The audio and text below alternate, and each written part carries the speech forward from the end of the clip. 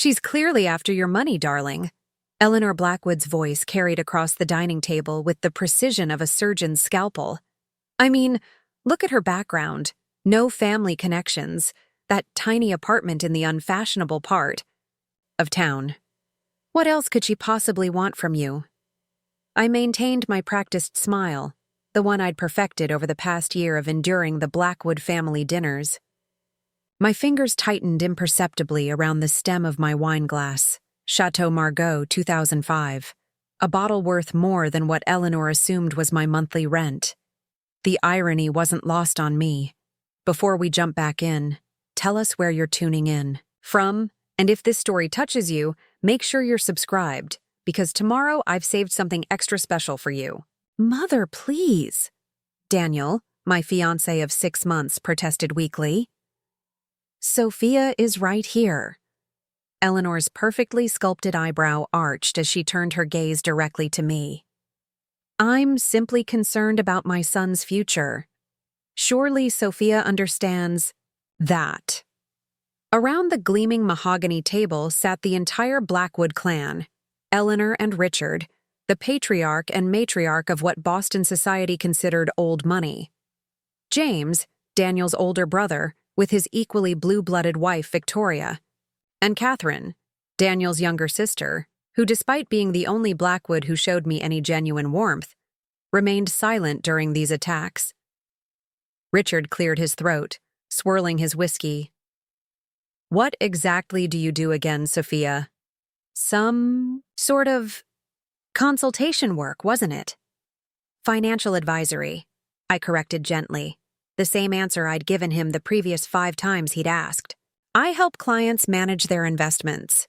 James snorted, not bothering to hide his disdain. At what, the local credit union? Advising people on their 401ks?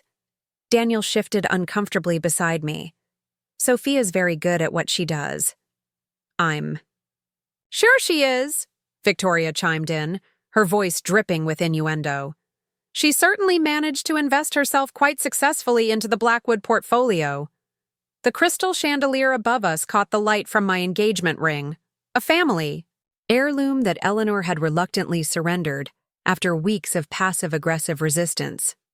The 4-carat diamond sparkled, a constant reminder to everyone at the table of what they believed was my greatest accomplishment. Entrapping Daniel Blackwood, heir to the Blackwood Financial Group, a regional powerhouse managing over $3 billion in assets, if only they knew. More wine, Sophia? Catherine offered, finally breaking her silence. Thank you, I replied, offering her a genuine smile. The Blackwood mansion in Beacon Hill overlooked Boston Common, its stately facade hiding generations of wealth and privilege. Paintings by artists whose names even Eleanor frequently mispronounced adorned walls that had witnessed a century of similar dinners where the elite decided who was worthy of their inner circle.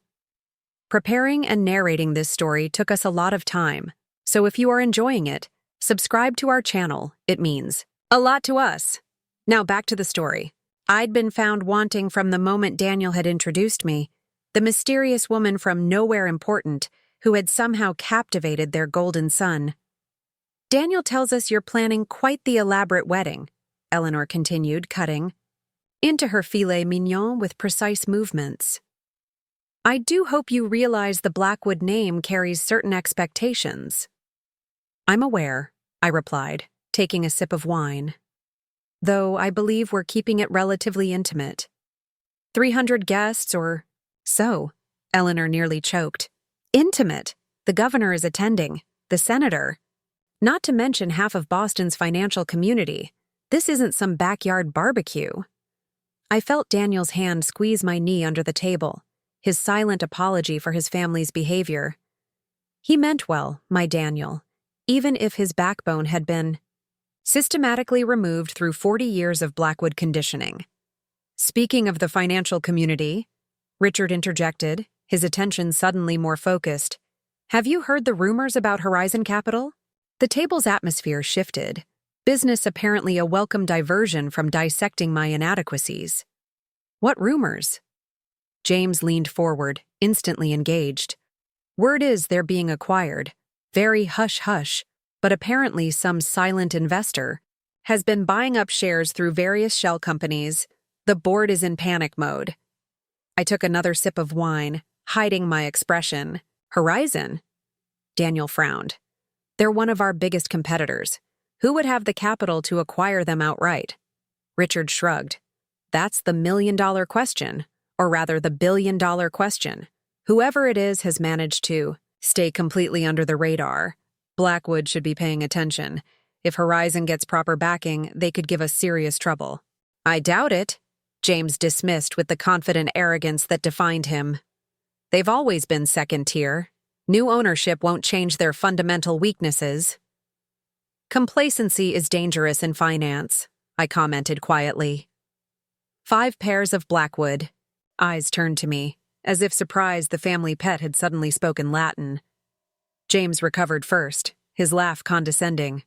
I'm sure your credit union clients appreciate that wisdom, Sophia, but Blackwood Financial operates in a different league entirely. I smiled, remembering the quarterly reports on my private server showing exactly how Blackwood Financial's league compared to my own holdings. You're probably right. Definitely right, Richard corrected. We've built this company over generations. It's not something an outsider could possibly understand. An outsider. After a year of dating Daniel and 6 months of engagement, I remained firmly on the outside of the sacred Blackwood circle. I often wondered if they'd still consider me an outsider after the marriage, or if I'd simply graduate to the gold digger who trapped Daniel. Tell me, Sophia, Eleanor pivoted, placing her fork down with deliberate precision. Have you given any thought to a prenuptial agreement? Given Daniel's position, it's standard procedure. Daniel choked on his wine. Mother, we haven't even discussed. Actually, I interrupted smoothly. I think a prenup is an excellent idea. The surprise around the table was palpable. Eleanor recovered quickly, a triumphant smile playing at the corners of her surgically enhanced lips. How refreshing. To hear you say so, she said. Our family attorney can draft something appropriate. Nothing personal, of course, simply protecting generations of Blackwood interests. Of course, I agreed. Although I'd prefer my own legal representation, if you don't mind. Eleanor's smile faltered slightly. You have an attorney? Several. Actually, I dabbed my lips with the linen napkin. For different specialties. James snorted again. Planning your divorce strategy already? James, Catherine admonished, finally finding her voice. I simply smiled. Just being prudent. As Eleanor said, nothing personal. Daniel looked between his mother and me, clearly torn between family loyalty and supporting his fiancée. As usual, he chose the path of least resistance. Silence. I've prepared a list of acceptable venues for the engagement party, Eleanor continued, changing subjects with the subtlety of a freight train. The Four Seasons, of course, the Boston Harbor Hotel, or perhaps the Fairmont Copley Plaza. Actually, I said, I was thinking of hosting it at the Apex. The silence that followed was deafening. The Apex was Boston's newest and most exclusive venue, occupying the top 3 floors of the city's tallest building. It had a 2-year waiting list and a price tag that made even the Blackwoods blink. The Apex? Eleanor repeated, as if I'd suggested hosting it at a bowling alley. That's ambitious. I know the owner, I said simply. Another skeptical look passed between Eleanor and Richard. I'd become adept at translating their silent communications. Clearly, they believed I was either lying or implying something inappropriate. How fortunate. Eleanor finally responded, her voice frosty. Though I believe the Copley better reflects the Blackwood tradition. We'll discuss it, Daniel offered, attempting diplomacy. Dessert arrived, a delicate chocolate souffle that probably cost more than what the Blackwoods assumed was my weekly salary. As the conversation drifted to safer topics, Catherine's charity work, an upcoming gallery opening featuring a Blackwood cousin, I felt my phone vibrate in my clutch. Excusing myself to the powder room, I checked the notification. A secure message. From my COO, Marcus. Horizon acquisition proceeding ahead of schedule. Board vote tomorrow. Blackwood Financial making inquiries about the buyer. Proceed with Phase 2? I smiled, typing my response. Proceed. When I returned to the table, the conversation had shifted back to business. Can't understand how they're moving so quickly, Richard was saying, his brow furrowed with genuine concern. Blackwood should have been given an opportunity to counter. Perhaps your intelligence isn't as good as you thought, Father, Catherine suggested. Richard waved her comment away. Impossible. I have connections at every level of Boston finance. Someone would have warned me. I took my seat, placing my napkin back in my lap. Warned you about what? Horizon Capital, Daniel explained. Apparently the deal is already done. The announcement is scheduled for tomorrow. How interesting, I commented. Interesting? James scoffed. It's concerning. If someone has enough capital to acquire Horizon outright and the connections to keep it quiet until execution, they could be a serious threat to Blackwood. If only he knew how right he was. I'm sure your family's company will be fine, I offered. Eleanor's eyes narrowed slightly. Yes, well, the Blackwood legacy has weathered worse storms. We've been in Boston finance for over a century. The unspoken implication hung in the air. Unlike you, we belong here. As the evening finally drew to a close, Daniel and I prepared to leave.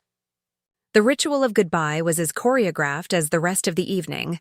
Air kisses from Eleanor, a firm handshake from Richard, a smirk from James, a genuine hug from Catherine, and a cool nod from Victoria. We'll expect you both for Sunday brunch, Eleanor announced, never asked, as we stood in the grand foyer. And Sophia, do think about the Copley for the engagement party. I've taken the liberty of placing a hold on their grand ballroom. That's very thoughtful, I replied, my tone carefully neutral. But I've already confirmed the apex for the first Saturday next month. I do hope that works with everyone's schedule. The stunned silence that followed was worth every second of the dinner's discomfort. You confirmed it? Eleanor finally managed, her voice strained. This afternoon, I nodded. As I mentioned, I know the owner. Daniel looked at me with surprise. I hadn't told him either. Well, Richard interjected, ever the businessman. We can discuss the details later. The important thing is celebrating Daniel and Sophia's engagement, wherever it happens. Eleanor's smile could have frozen Boston Harbor in July. Of course. As our town car pulled away from the Blackwood mansion, Daniel let out a long breath. I'm sorry about them. They'll come around eventually. I leaned over to kiss his cheek. Don't worry about it. The apex, though. He looked at me with new curiosity. How did you manage that? And why didn't you tell me? I wanted it to be a surprise, I said simply. And as for how, I told you. I have connections. Daniel shook his head, smiling. You continue to amaze me, Sophia Chen. If only he knew how much. As the car navigated through Boston streets, I thought about tomorrow's board vote at Horizon Capital, the first domino in a carefully arranged sequence that would culminate in the Blackwoods discovering exactly who they had been dismissing all these months. My phone vibrated again. Another message from Marcus. Blackwood Financial making urgent inquiries. Richard Blackwood personally called 3 board members. I smiled into the darkness of the car. Too late, I typed back. Daniel was scrolling through his own phone, suddenly, frowning. That's strange. Father just texted. He wants me in the office at 7 a.m. tomorrow. Emergency executive meeting. Sounds important, I commented. Must be about Horizon. He sighed, slipping his phone back into his pocket. I was hoping we could have breakfast together. I squeezed his hand. Don't worry. We'll have plenty of breakfast together. The car pulled up to our building. a luxury high-rise in Back Bay that Daniel had insisted on when we decided to move in together. Little did he know I owned the entire building through one of my holding companies. At least tomorrow will be interesting, Daniel mused as we rode the elevator to our penthouse. Blackwood Financial hasn't faced a serious market challenge in decades. I leaned against him, enjoying the warmth of his embrace. Every dynasty faces a reckoning eventually. That sounds ominous, he chuckled, kissing the top of my head. Not ominous, I corrected, thinking of the Blackwoods' faces when they would eventually discover the truth. Just inevitable. As we prepared for bed, Daniel continued speculating about the Horizon acquisition, completely unaware that his fiancée, the supposed gold digger from nowhere important, was the architect of what would soon become the greatest shake-up in Boston's financial community in generations. I set my alarm for 5 a.m. Tomorrow would require careful timing, and I wanted to be fully prepared when the Blackwoods finally learned that the woman they had dismissed for a year was not after their fortune, because her own dwarfed theirs many times over. As Daniel drifted off to sleep beside me, I thought about Eleanor's condescending smile, Richard's dismissive questions, James's open contempt, and Victoria's thinly veiled hostility. By this time tomorrow, their carefully constructed worldview would be shattered. Only Catherine might emerge unscathed from what was coming. She, at least, had shown me genuine kindness. The only Blackwood who had bothered to look beyond assumptions to see the person beneath. My path to this moment had been long and deliberate. Growing up in a middle-class family in Seattle, I had shown an aptitude for numbers and strategy from an early age. While other kids played video games, I studied market trends. By 16, I had turned a small inheritance from my grandmother into a surprisingly substantial portfolio. By 21, I had founded my first investment firm. By 30, I controlled a financial empire that operated primarily in Asia and Europe, deliberately maintaining a low profile in American markets, until now. The Boston expansion had been part of my 5-year plan, but meeting Daniel Blackwood at a charity gala had accelerated my timeline. Not because I fell for him, though I did, eventually, but because his family's company represented exactly the type of institution I had built my career challenging. Entrenched, complacent, and blinded by their own sense of superiority. The Blackwoods, with their generations of wealth and influence, had never bothered to look closely at the quiet woman their son had brought home. They saw what they expected to see: an outsider, a gold digger, a nobody. Their assumption that I couldn't possibly be their equal had been their first mistake. Tomorrow, they would begin to understand just how many mistakes they had made. I closed my eyes, sleep finally claiming me as I mentally reviewed the sequence of events that would unfold in the morning. The board vote at Horizon, the public announcement, the panic at Blackwood Financial, and finally, the revelation that would change everything. Eleanor's voice echoed in my mind. What could she possibly want from you? The answer, which would soon become painfully clear, was absolutely nothing. The Blackwoods had nothing I wanted, nothing I needed, except perhaps the satisfaction of seeing their faces when they realized who I really was. Morning would come soon enough. My alarm chimed softly at 5 a.m., and I silenced it before it could. Wake Daniel. In the pre-dawn darkness, his features were relaxed, free from the constant tension of navigating between his family's expectations and his relationship with me. I slipped from beneath the Egyptian cotton sheets, careful not to disturb him. The penthouse was silent as I padded to my home office, a space Daniel rarely entered, respecting what he believed was simply my need for privacy while conducting my modest financial advisory business. The biometric lock disengaged with a soft click, recognizing my fingerprint. Inside, the room transformed. 3 monitors descended from hidden ceiling compartments.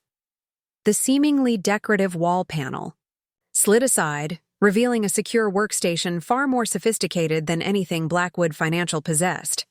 This was my war room, the nerve center from which I had orchestrated acquisitions and mergers across 3 continents.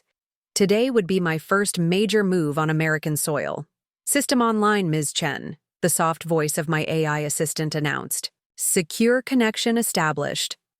"Morning status report," I commanded, settling into my ergonomic chair. Horizon Capital Board vote scheduled for 8 a.m. Voting projections show 11-2 in favor of the acquisition. Markets open at 9:30 a.m.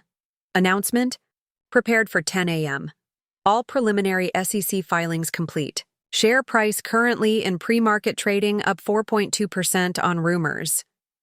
I nodded, satisfied. "Connect me to Marcus." My COO's face appeared on the center screen within seconds. Unlike the Blackwoods, who inherited their positions through bloodline, I selected my executives based solely on merit. Marcus Evans, with his brilliant strategic mind and unfailing loyalty, had been with me since the beginning. "Good morning, Sophia," he greeted, looking fresh despite the early hour. "Everything's proceeding as planned. Blackwood Financial made 6 separate attempts to identify our shell companies overnight. Their cybersecurity is decent but nowhere near what it should be. Their arrogance makes them vulnerable." "Any unexpected variables?" I asked, scanning the data flowing across the secondary monitors. "Nothing significant." Richard Blackwood personally called the Horizon CEO at midnight. Offering a counter-acquisition, he was politely informed that the deal was already finalized, pending only the formal board vote. I smiled, imagining Richard's reaction. "And Daniel's emergency meeting?" "Our sources confirm it's scheduled for 7 a.m. The entire Blackwood executive team will be present. They're panic planning, but they're already too late." I checked the time. 5:23 a.m. "Execute Phase 2, I instructed, "and send the car for me at 9:30. After disconnecting, I reviewed the final details of the announcement that would soon shake Boston's financial community. The acquisition of Horizon Capital was just the beginning, a warning shot across the Blackwood bow. What followed would determine whether they recognized the threat and adapted, or stubbornly maintained course toward their own destruction. I suspected I already knew which path Eleanor Blackwood would choose. At 6:30 a.m., I heard Daniel stir. Quickly securing my workstation, I exited my office, the room returning to its innocuous appearance. Just another home office for a mid-level financial advisor. Daniel emerged from the bedroom, already dressed in one of his immaculately tailored suits, a frown creasing his forehead. "Everything okay?" I asked, placing a cup of coffee in his hands. "Not sure," he admitted, taking a grateful sip. "Father sent 3 more messages overnight. Whatever's happening with Horizon has him seriously rattled. I haven't seen him this concerned since the 2008 financial crisis." I kept my expression neutral. "Any details?" Daniel shook his head. "Just cryptic warnings about protecting the family interests and unprecedented threats to our market position." He kissed my cheek. "I'm sorry to rush out. Dinner tonight to make up for it?" "Of course," I smiled. "Good luck with your meeting." As soon as Daniel left, I returned to my office, reconnecting with Marcus and my executive team. The board vote at Horizon would be starting momentarily. "Visual confirmation that all Blackwood executives have arrived at their headquarters," my security chief reported. Richard and James Blackwood arrived together at 6:45 a.m. Facial recognition analysis suggests high stress levels. Horizon board members all present, another team member confirmed. Vote commencing now. I watched the proceedings through our secure feed. The Horizon Capital boardroom was elegant but nowhere near as ostentatious as Blackwood's. 11 hands. Raised in approval, 2 in opposition, exactly as predicted. Motion carries, the Horizon chairman announced. Effective immediately, pending regulatory approval, Horizon Capital agrees to acquisition by Chova International. For the first time, my company's name was officially associated with the deal. Until now, everything had been conducted through layers of shell corporations and holding companies. The countdown to my revelation had officially begun. Transfer the first payment, I instructed my CFO, and initiate the personnel protection protocols. I want security details assigned to all Horizon executives immediately. The Blackwoods wouldn't take this lying down. They might not yet know who was behind the acquisition, but they would quickly target Horizon's leadership for information. Precisely 8:45 a.m., I received confirmation that the Blackwood emergency meeting had erupted into chaos following the news of Horizon's board vote. James Blackwood is advocating for an immediate hostile counteroffer, my source reported. Richard is more cautious, concerned about this unknown player Chova International. They're running deep background searches now. I smiled. Let them search. Chova International had been deliberately structured to reveal only what I wanted, known. They would find a Singapore-based holding company with offices in London, Hong Kong, and now Boston. They would discover it was privately held with a spectacular growth record, but the ownership details were buried beneath layers of legal protections that would take weeks to penetrate. By then, Phase 3 would already be underway. At 9:30 a.m., I changed into a St. John power suit in steel gray, deliberately understated, yet unmistakably expensive. My driver arrived precisely on schedule, the Bentley purring to a stop in front of our building. "The Apex, please," I instructed him, settling into the leather seat. The Apex occupied the top 3 floors of Boston's tallest skyscraper, offering panoramic views of the city from its floor-to-ceiling windows. As the private elevator carried me to the 60th floor, I reviewed my mental checklist one final time.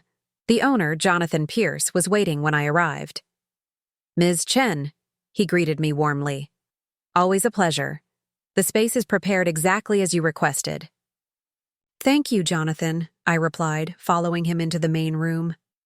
"The announcement goes live in 15 minutes. I'd like to watch it from here." "Of course." He gestured to the prepared media setup. "Would you like anything while you wait? Champagne, perhaps? This seems like a celebration." "Not yet," I smiled. "But have it ready. There will indeed be much to celebrate soon." Once alone, I connected with Marcus again. Status? Blackwood Financial stock already down 2% in anticipation of the announcement.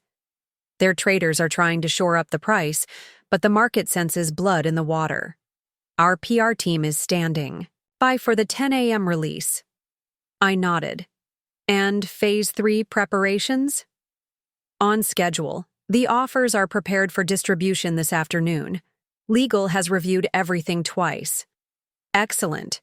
Maintain surveillance on the Blackwood executives. I want real-time updates on their reactions. At precisely 10 a.m., the press release went live across all major financial networks. The headline was deliberately provocative. Chova International acquires Horizon Capital, announces plans to revolutionize Boston financial services market. The subheading delivered the real bombshell. Chova founder and CEO Sophia Chen establishes Boston headquarters, signals aggressive expansion into northeastern markets. My phone immediately lit up with notifications. The first was from Marcus. Blackwood headquarters in complete disarray. Richard Blackwood demanding verification of your identity. James Blackwood trying to contact Daniel. The second was from Daniel himself. Need to talk. Family in chaos over some acquisition. Apparently the buyer has your name? Must be a coincidence. Call me when you can. I set my phone aside, watching the financial news coverage unfold on the screens Jonathan had prepared. The analysts were already speculating wildly about Chova International's intentions, and more importantly, about me. Sophia Chen has maintained an extraordinarily low profile, despite building one of the most successful financial services firms in Asia, one commentator was saying. Her entrance into the U.S. market, particularly Boston, long dominated by established firms like Blackwood Financial, represents a seismic shift in the regional power structure. Another screen showed Chova International's stock price soaring on the Singapore exchange. The third displayed the Blackwood financial headquarters, where reporters had already gathered, hoping for a statement from the famously private family. Turned as Jonathan re-entered with champagne. "I believe now is the time," he suggested, popping the cork with a practiced motion. "Indeed it is," I agreed, accepting a flute. "Though this is just the beginning." My phone rang again. Eleanor Blackwood. I let it go to voicemail, curious what message my future mother-in-law would leave when confronted with the possibility that the woman she had dismissed as a gold digger might actually be a financial powerhouse. Instead of a voicemail, a text followed. "We need to speak immediately. Family dinner tonight, 7 p.m. sharp." I smiled, typing my response. "I'm afraid I already have dinner plans with Daniel. Perhaps another time." Her reply was instantaneous. "This is not optional, Sophia." I left her message unanswered, turning my attention back to the media coverage. The business channels were now displaying side-by-side comparisons of Blackwood Financial and Chova International. The statistics told the story that would soon rock the Blackwood family to its core. Chova's assets under management exceeded Blackwood's by nearly 300%. Our growth rate was triple theirs. Our profit margins made theirs look anemic. Most devastating of all, our client retention rate was nearly perfect. While Blackwood had been steadily losing market share for the past 5 years, a fact Richard had successfully concealed from shareholders through creative accounting and the family's still formidable reputation. "Ms. Chen," Jonathan interrupted my thoughts. "Your 10:30 appointment has arrived. Show them in," I instructed, setting down my champagne. The door opened to admit Catherine Blackwood, looking considerably more composed than I imagined the rest of her family was at this moment. "Hello, Sophia," she said calmly. "Or should I say, CEO Chen?" I gestured to the seat across from me. "Catherine, I'm impressed you found me so quickly." She settled into the chair, declining Jonathan's offer of champagne. "I've always paid attention to details others miss, like how you never seem impressed by my family's wealth, or how you sometimes forget to act intimidated by my mother." I smiled, recognizing a worthy opponent, or perhaps an ally. "And what details did you notice today?" "That the timing of your engagement to my brother and your company's interest in the Boston market can't possibly be coincidental." She studied me carefully. "The question is, which came first, the business strategy or Daniel?" "A fair question," I acknowledged. "Would you believe me if I said they were independent variables that happened to align?" Catherine's laugh was surprisingly genuine. "Actually, I might. My brother, for all his flaws, is quite lovable. And Boston was an obvious target for your expansion." "Why are you here, Catherine?" I asked directly. "Curiosity, mainly," she admitted. "While my parents and James are having collective coronaries at headquarters, I wanted to see for myself what kind of person could orchestrate something this elegant." I raised an eyebrow. "Elegant?" "The acquisition itself, the timing of this announcement, the strategic revelation of your identity. It's all precisely calculated for maximum impact." Her eyes met mine. "You're not just making a business move. You're sending a message." "Very perceptive," I acknowledged. "And does that message bother you?" Catherine considered this. "My family has behaved abominably toward you. If this is partly about putting them in their place, I can't say I entirely blame you." She paused. "But Daniel is caught in the middle. Daniel is the one Blackwood I have. No intention of hurting," I assured her. "Does he know about any of this?" I shook my head. "Not yet. He deserves to hear it from me directly, not through news reports or family hysteria." Catherine nodded slowly. "And after? What happens to Blackwood Financial when your expansion is complete?" This was the question that revealed Catherine's true concern, Not her parents' pride or James's position, but the family legacy itself. That depends largely on how your family responds, I answered honestly. This acquisition is a warning shot, Catherine. If Blackwood adapts, modernizes operations, addresses the nepotism, improves client services, there's room for both entities in the market. And if they don't, she pressed, then Chova will continue its expansion until Blackwood becomes irrelevant. Catherine absorbed this with remarkable composure. You know they won't adapt easily, especially my mother. I'm counting on it, I admitted. But the choice will be theirs. Rising from her seat, Catherine straightened her perfectly tailored blazer. I should go. They'll notice my absence soon. What will you tell them? I asked. She smiled slightly. Nothing they're ready to hear. At the door, she paused. For what it's worth, I've always liked you, Sophia. And I suspect I'll like CEO Chen even more. After Catherine left, I returned to monitoring the financial fallout. Blackwood stock was now down 4.8%, while analysts were frantically revising their projections based on Chova's entrance into the market. Richard Blackwood has finally issued a statement, Marcus reported, deliberately dismissive, calling Chova an untested foreign entity and questioning whether Boston clients will trust their assets to unknown quantities. Has anyone made the connection to Daniel yet? I asked. Not in mainstream reporting, but social media is beginning to connect the dots.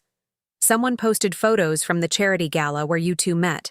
The speculation is starting. I checked the time. 11:45 a.m. Initiate Phase 3, I instructed. Send the offers to the targeted Blackwood executives and department heads. This was perhaps the most aggressive move in my strategy, offering positions at Chova to Blackwood's most talented team members, those kept from advancement by the family's nepotism. My research had identified 23 key individuals who were underpaid, underutilized, and frustrated by the Blackwoods' outdated management approach. Offers sent, Marcus confirmed minutes later. First responses already coming in. 3 immediate acceptances, 7 requesting meetings, remainder still reviewing. My phone rang again. Daniel this time. I couldn't delay this conversation any longer. Hello, darling, I answered, keeping my tone light. Sophia. His voice was strained. Have you seen the news? There's another Sophia Chen taking over Boston Finance. Everyone here is losing their minds. My mother thinks, well, it's absurd what she thinks. What does she think, Daniel? I asked softly.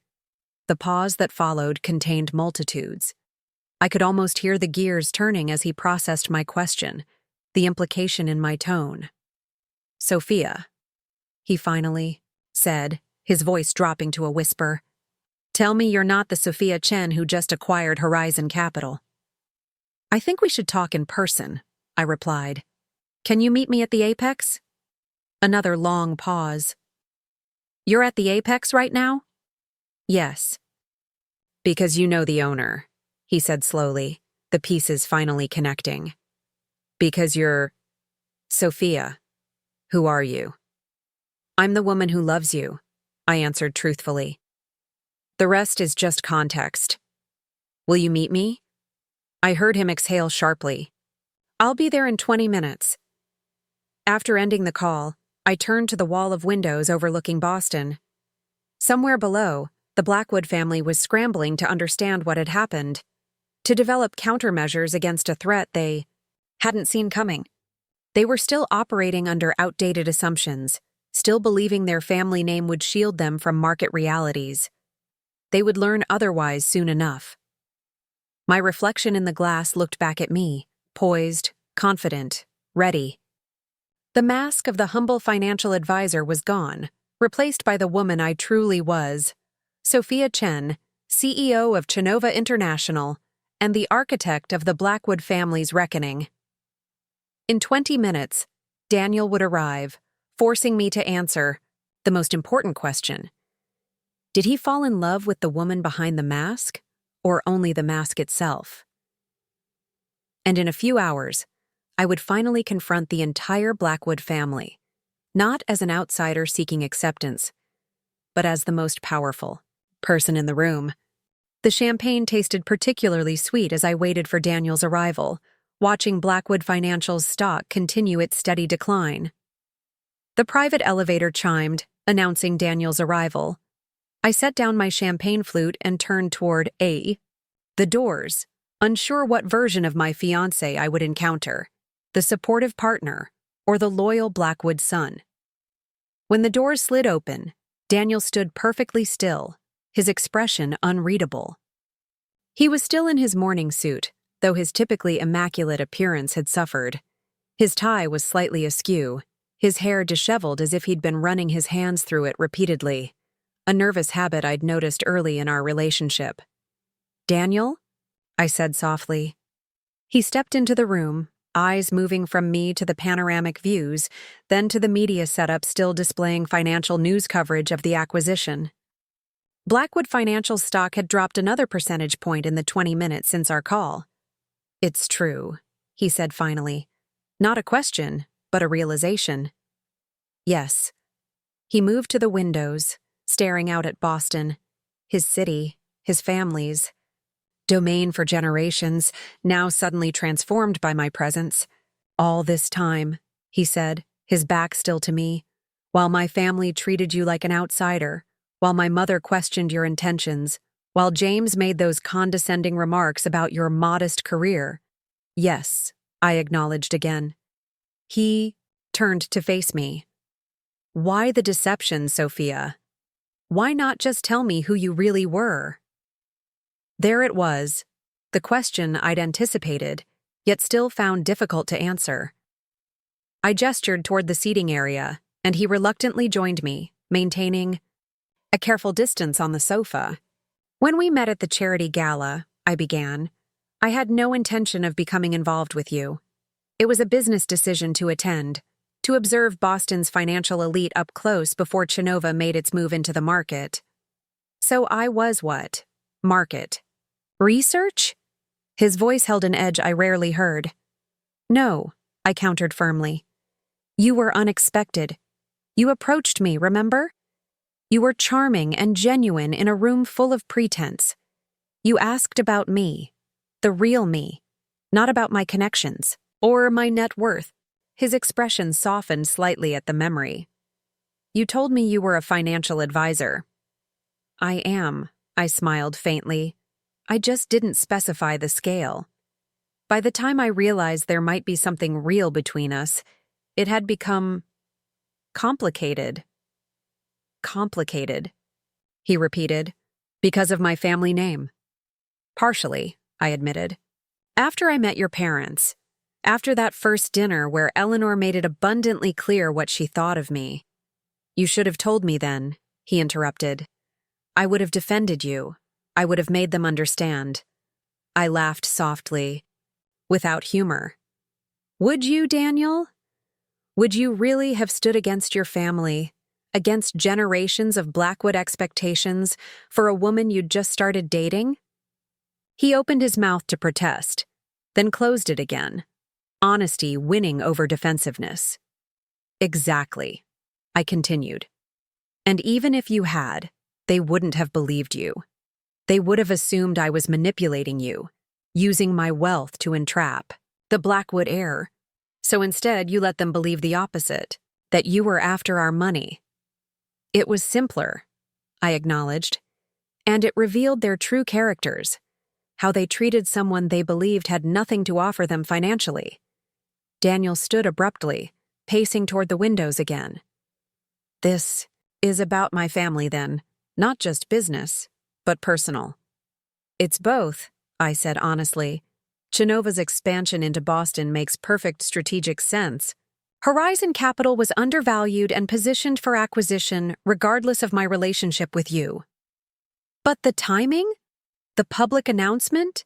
The deliberate revelation of your identity?" He turned, his analyst's mind finally engaging with the situation. "This is calculated for maximum impact on Blackwood Financial. I didn't deny it. Your family's company has been coasting on reputation for years, Daniel. The market was ready for disruption. And you appointed yourself disruptor. There was something new in his voice. Not anger exactly, but a growing recognition. Was any of it real, Sophia? Us? The question cut deeper than I'd anticipated. I crossed to where he stood, close enough to touch him but restraining myself. Everything between us was real, I said quietly. I fell in love with you despite my business plans, not because of them. That's why this morning was so difficult. Because I knew the truth would hurt you, and that was never my intention. He studied my face, searching for deception. What is your intention, then? With Blackwood Financial? That depends largely on your family's response, I answered truthfully. This acquisition is a wake-up call. If Richard and the board adapt, modernize, operations, address the systemic issues, Blackwood can survive alongside Chova. And if they don't, I met his gaze steadily. Then the market will decide.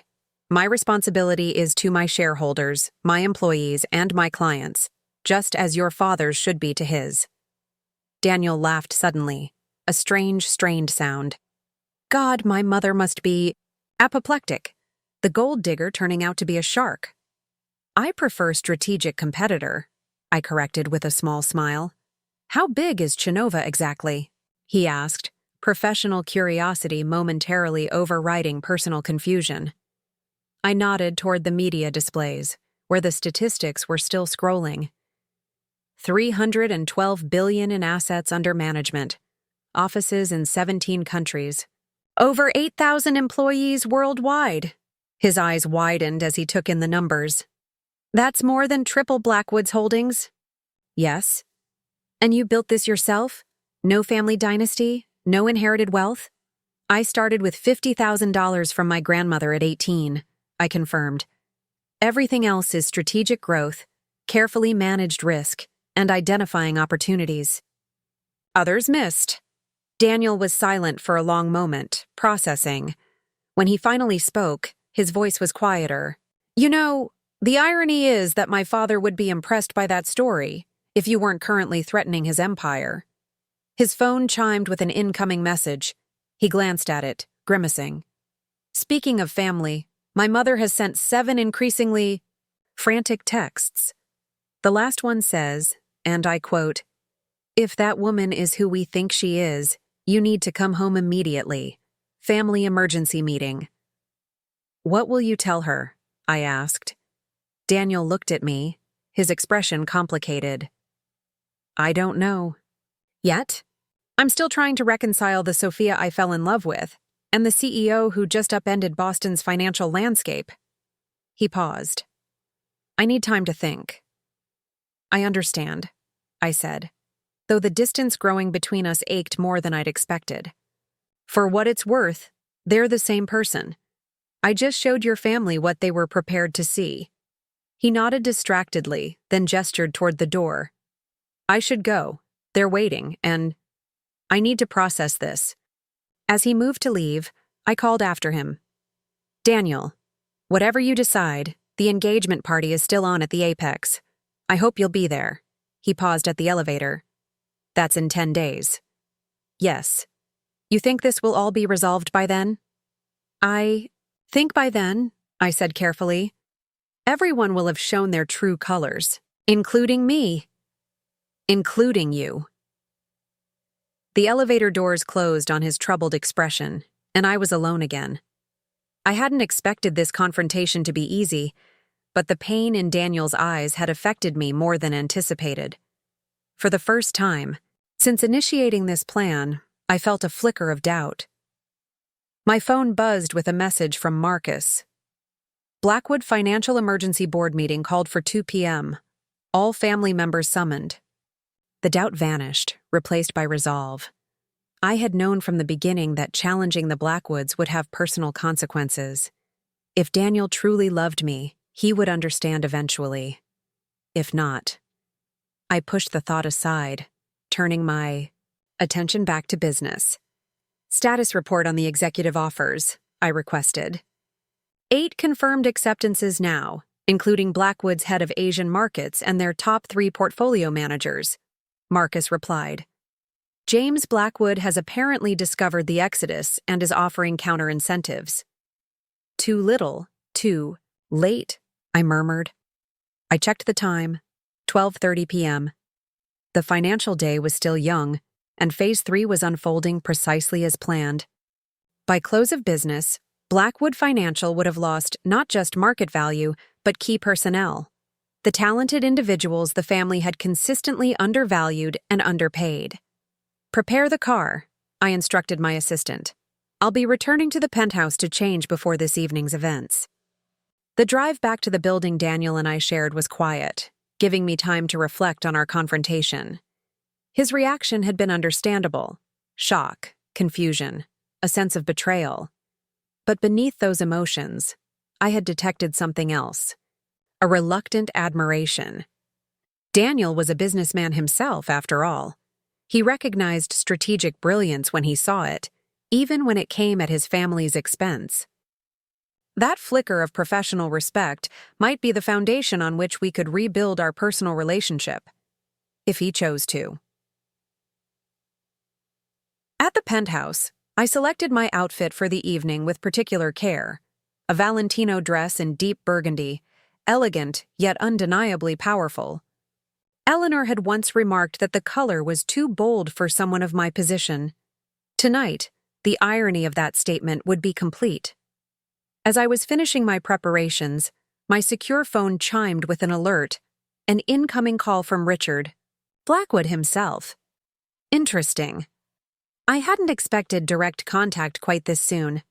Mr. Blackwood, I answered, keeping my tone professionally neutral. Ms. Chen. His voice was stiff, controlled. I believe it's time we spoke directly. I agree, though I'm surprised you've reached out personally. This situation requires discretion. I'd prefer to discuss certain matters without financial journalists recording every word. I smiled at his transparent attempt at damage control. What matters would those be? I think you know. He paused. My family is hosting a dinner this evening, 7 o'clock. Your presence is requested. Not invited. Requested. Still maintaining. The illusion of Blackwood authority. I'm afraid I have prior commitments this evening, I replied smoothly. Whatever they are, cancel them. His voice hardened. This isn't optional, Ms. Chen. If you have any respect for my son, any genuine feelings for him at all, you'll be there. The manipulation was so predictable I almost laughed. Is Daniel aware you're making this call? Richard's momentary hesitation was answer enough. I thought not, I continued. Let me be clear, Mr. Blackwood. I will not be summoned to your home like an errant child. If your family wishes to discuss business with Chova International, my office will be happy to schedule a formal meeting. If you wish to discuss my relationship with Daniel, that's between him and me. You've deliberately targeted my family's company, Richard snapped, his composed facade cracking. You've infiltrated our home, our private lives. I fell in love. With your son, I corrected him. The business decisions of Chova International are entirely separate matters, though your family's consistent underestimation of me has certainly been illuminating. We'll see how illuminating it is when Blackwood Financial responds to this morning's provocation, he threatened. We've weathered far worse than upstart foreign investors. I look forward to your response, I said sincerely. Competition benefits the market. Though you might want to address your executive retention issues first, I believe 8 of your top people have already tendered their resignations. The silence that followed told me this was news to Richard, exactly as I had suspected. James had been withholding information, trying to solve the problem before his father discovered it. Good afternoon, Mr. Blackwood, I concluded. I'm sure we'll speak again soon, under more equal circumstances. After ending the call, I received an update from my security team. Blackwood security detail observed outside your building. 2 men in an unmarked vehicle conducting surveillance. So predictable. Have our team maintain distance, but keep them under observation, I instructed. No direct intervention unless they attempt entry. My phone chimed again with a message, from Catherine this time. They're planning something for tonight. Mother is incensed, father calculating. James dangerous. Be careful. I appreciated the warning, though it merely confirmed what I already suspected. The Blackwoods were marshalling their forces, preparing for a counterattack. They still believed they were dealing with a conventional business rival, one that could be intimidated or outmaneuvered through their established networks. They had yet to grasp that I had spent a year studying their every weakness, their every vulnerability, both professional and personal. At precisely 5 p.m., my secure channel lit up with breaking financial news. Blackwood Financial had announced an emergency restructuring, with James Blackwood appointed as new chief strategy officer with expanded powers. The press release included thinly veiled criticisms of opportunistic foreign entities and emphasized Blackwood's century of trusted service to Boston's financial community. The market's response was immediate and telling. Blackwood stock continued its decline, down another 2%. They're circling the wagons, Marcus observed during our update call. Promoting family, emphasizing tradition, exactly the opposite of what they should be doing. As expected, I replied. Any movement on the client front? 3 of Blackwood's largest institutional clients have requested meetings with Chova representatives. 2 more are reportedly reviewing their contracts for exit clauses. The dominoes were falling precisely as I had projected. Richard and James would stubbornly cling to tradition and family control, accelerating their own decline. The market would recognize this dinosaur behavior for what it was, and clients would begin migrating toward more innovative, adaptable alternatives. Alternatives. Like Chova International.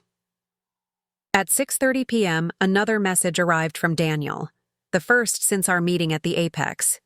Family dinner tonight. Mother insisting you attend. Told her you have other plans. Just warning you they might escalate. No mention of our conversation. No indication of his feelings. Just a practical warning, colleague to colleague. I typed a simple response. Thank you. How are you? The 3 dots appeared, disappeared, appeared again. Finally, confused, angry, impressed, all of the above, need more time, fair enough. I understand. Take the time you need. As I prepared to leave for my evening appointment, a strategic dinner with Horizon Capital's executive team, my security detail alerted me to movement at the Blackwood mansion. All family members observed arriving. Eleanor Blackwood appears particularly agitated. Additional vehicles arriving, identifying occupants now. Minutes later, confirmation came through. Board members and senior executives gathering at Blackwood residence rather than headquarters. Unusual protocol. So they were preparing their counter strategy in the privacy of their home, away from potential corporate leaks. Interesting, but ultimately irrelevant. Whatever plan they developed tonight would be based on incomplete information and outdated assumptions. By tomorrow morning, they would discover just how many steps behind they truly were. My phone rang one final time before I departed, an unlisted number. Curious, I answered. Ms. Chen. The voice was instantly recognizable. Eleanor Blackwood herself. Mrs. Blackwood, this is unexpected. Is it? Her tone was acid. I would have thought you'd arranged all of this for maximum dramatic effect. I'm afraid I don't follow. Don't insult my intelligence, she snapped. You deliberately infiltrated our family, manipulated my son, all while planning to attack our company. Was it revenge? For not immediately embracing you as Daniel's choice? The sheer narcissism of her perspective was almost amusing. Mrs. Blackwood, with all due respect, Chova International's business strategies were established long before I met your son. Not everything revolves around the Blackwood family. Then explain the timing, she demanded.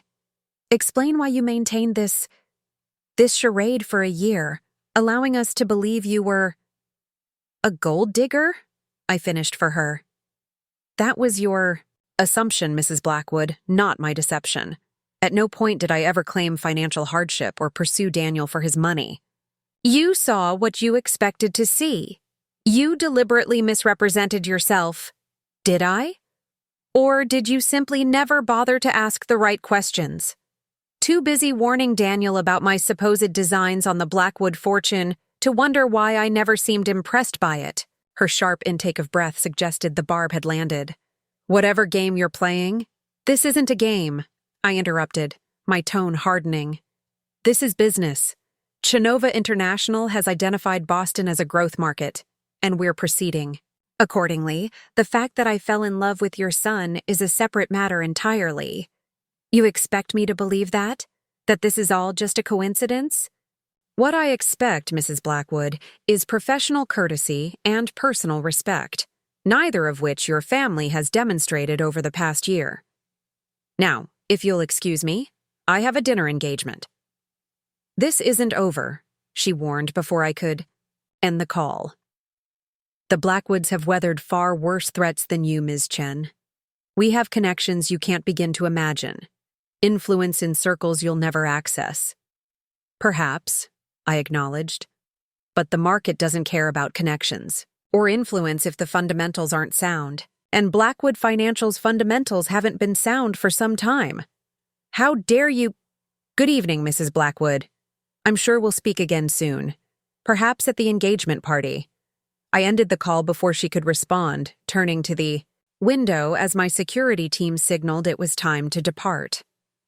Below, Boston's financial district glittered in the early evening light, its landscape already shifting beneath the shockwaves of this morning's announcement. By this time tomorrow, the aftershocks would reach every corner of the Blackwoods' carefully constructed world. Their clients would be questioning their loyalty. Their best executives would be updating their resumes. Their market position would be eroding beneath their feet. And Daniel remained the one variable I couldn't fully predict. Would he ultimately stand with his family, bound by generations of Blackwood loyalty? Or would he recognize that our relationship existed independent of this corporate chess match? As my car pulled away from the building, I caught sight of the Blackwood surveillance vehicle still watching from across the street. I smiled slightly, knowing they would dutifully report my departure to the family gathering. Let them watch. Let them plan. Let them believe they still controlled the board.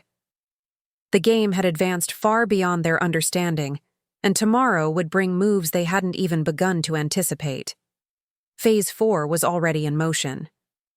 The dinner with Horizon Capital's executive team proceeded exactly as planned. The 16 men and women who had built the company into a respectable regional player were understandably anxious about their futures under new ownership. By dessert, their apprehension had transformed into cautious optimism. To be clear, Horizon's CEO, Michael Lawson, summarized as servers poured coffee, all executive positions are secure for at least 18 months, with performance-based retention bonuses. At the 6 and 12-month marks? Correct, I confirmed. Chova doesn't acquire companies to dismantle them, Mr. Lawson. We invest in potential. Horizon's client relationships and regional expertise are precisely why we pursued this acquisition. And the expansion plans? Horizon's CFO asked, studying the portfolio I'd presented. Fully funded, effective immediately. We'll be doubling your operational budget and expanding headcount by 30% within 90 days. The relief around the table was palpable. These were competent professionals who had built something valuable, only to find themselves consistently outmaneuvered by Blackwood Financial's entrenched advantages of name, history, and connections, rather than superior services or strategies. One last question, Ms. Chen, Michael said, voicing what everyone was clearly thinking. The timing of this acquisition, coming as you're engaged to Daniel Blackwood. There's considerable speculation about your ultimate intentions. I set down my coffee cup deliberately. Understand this clearly. Chova International operates according to market logic and shareholder interests, not personal vendettas. The Blackwood name carries weight in Boston finance, certainly, but that influence has been waning for years beneath the family's notice. I gestured toward the presentation materials. Your own analysis confirms this.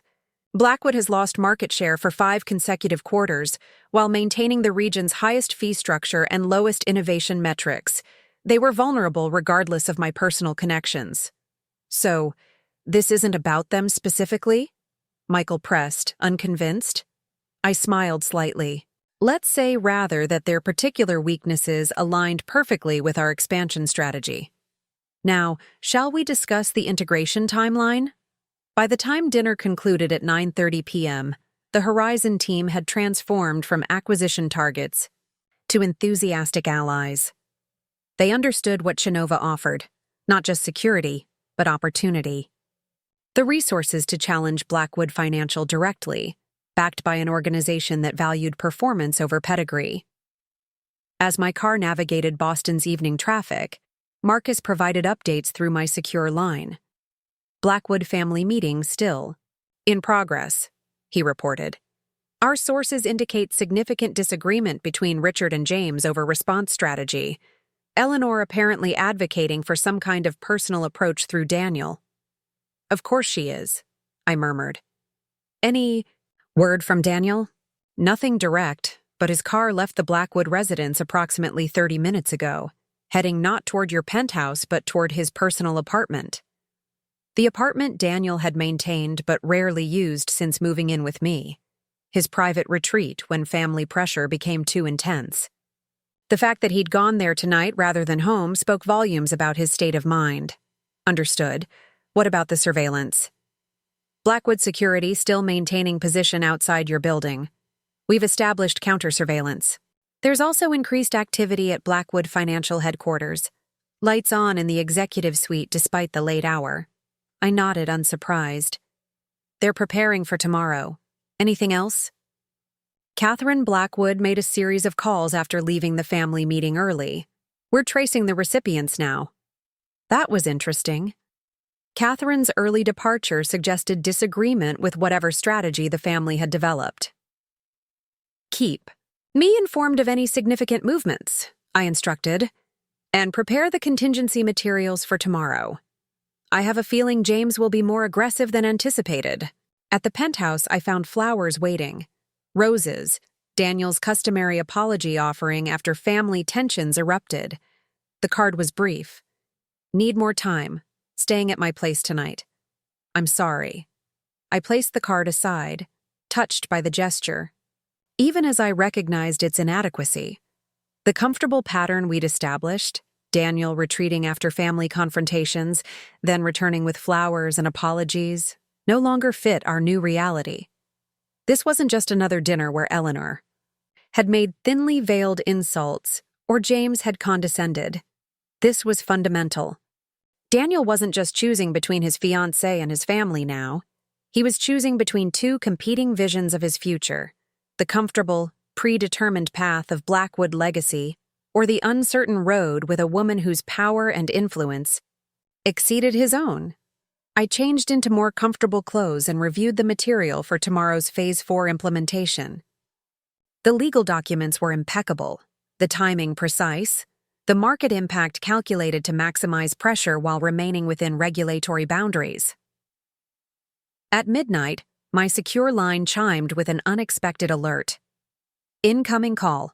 Catherine Blackwood. Interesting. Timing. Catherine, I answered. It's late.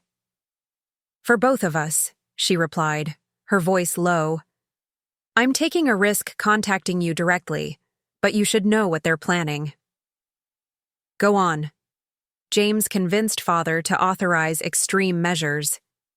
They're filing for emergency injunctions against the Horizon acquisition first thing tomorrow, citing undisclosed conflicts of interest and regulatory concerns. Standard defensive tactics, but potentially troublesome if a sympathetic judge granted even temporary relief. Additionally, Catherine continued, they've engaged the Williamson Group to conduct a reputation analysis of Chova International, focusing particularly on your Asian operations. I smiled at that. The Williamson Group was known for discovering or manufacturing damaging information about corporate rivals. Unfortunately for the Blackwoods, Chova's operations were meticulously documented and ethically unimpeachable. I had built my company knowing it would eventually face this level of scrutiny. Most concerning, Catherine added, James is personally reaching out to Senator Harrington about launching a national security review of the acquisition, suggesting potential foreign influence concerns. That was more creative than I'd expected from James. Senator Harrington chaired a subcommittee on financial security and owed several political favors to the Blackwood family. And Daniel? I asked quietly. Catherine sighed. Caught in the middle, as always. He left early, refused to participate in what he called character assassination. But Sophia? He's deeply hurt, confused. I know, I acknowledged. Thank you for the warning, Catherine. May I ask why you're telling me this? Her pause was thoughtful. Because what they're planning isn't just business, it's ugly. And because despite what my family believes, I don't think you're the villain in this story. And your brother? I love Daniel, she said simply. And I think you do too, regardless of everything else happening. He deserves better than being collateral damage in this corporate war. After Catherine's call ended, I immediately contacted my legal team, briefing them on the expected challenges. By 1 a.m., counter strategies were in place, contingency plans activated. The Blackwoods' desperate measures would delay but not derail Phase 4. Sleep came fitfully, my thoughts continually returning to Daniel alone in his apartment, wrestling with revelations that had upended his understanding of our relationship and his family's position. For the first time since initiating this plan, I found myself questioning the personal cost of my professional strategy. Dawn arrived with a flurry of activity. As predicted, Blackwood Financial filed for emergency injunctions at precisely 8 a.m. By 8:15, my legal team had responded with pre-prepared counters. By 9 a.m., 3 separate judges had denied the Blackwood petitions, citing insufficient grounds. James Blackwood has personally contacted 4 major financial news outlets, Marcus reported during our morning briefing. He's pushing a narrative, questioning Chova's transparency and suggesting potential regulatory concerns. And Senator Harrington scheduled a press conference for 11 a.m. Early indications suggest he'll announce a review of foreign acquisition practices without naming Chova specifically. I nodded. Proceed with Phase 4 as scheduled. The more desperately they react, the more vulnerable they appear to the market. At exactly 10 a.m., Chova International announced its second major move: the acquisition of 3 regional investment firms specializing in sectors where Blackwood Financial had historically dominated. Simultaneously, we launched a new digital banking platform targeting the high-net-worth individuals who formed Blackwood's core client base, offering significantly lower fees and enhanced services. The financial press erupted, headlines blaring, variations of Chova's Boston takeover accelerates, and Blackwood Financial under siege. The market responded accordingly. Chova stock up 3%, Blackwood down another 5%. By noon, the afternoon editions of financial papers were running side-by-side profiles of the two companies. The contrast was stark. Chova portrayed as innovative, aggressive, forward-thinking. Blackwood as entrenched, defensive, desperately clinging to fading prestige. Throughout the morning, my thoughts repeatedly turned to Daniel, who had remained silent since his brief note. According to my security team, he had left his apartment early, but not for Blackwood headquarters or our penthouse. His destination remained unknown. At 2 p.m., as I was reviewing client acquisition projections with the newly integrated Horizon team, my assistant interrupted with an urgent message. Eleanor Blackwood in the lobby, Demanding to see you. Security awaiting instructions. So, it had come to this. The Blackwood matriarch forced to seek me on my territory rather than summoning me to hers. The symbolic shift in power dynamics couldn't have been clearer. Send her up, I decided, but maintain standard security protocols. Minutes later, Eleanor Blackwood entered my office, escorted by 2 members of my security team. Gone was the perfectly composed socialite who had subtly tormented me for a year. This Eleanor appeared genuinely disheveled, her designer suit slightly wrinkled, her makeup not quite concealing the fatigue beneath. "Ms. Chen," she greeted stiffly. "Mrs. Blackwood." "Please, sit down," she remained standing. "I think we're well beyond such pleasantries, don't you?" "As you wish." I dismissed the security team with a gesture. "What can I do for you?" "You can stop this vendetta against my family," she stated bluntly. "Whatever point you're trying to make has been made. Whatever perceived slights you're avenging have been addressed." I studied her carefully. "This isn't a vendetta, Mrs. Blackwood, this is business." "Don't insult my intelligence," she snapped. "Using our son to infiltrate our family while plotting to destroy our company? That goes well beyond business." I didn't use Daniel, I corrected her. I fell in love with him.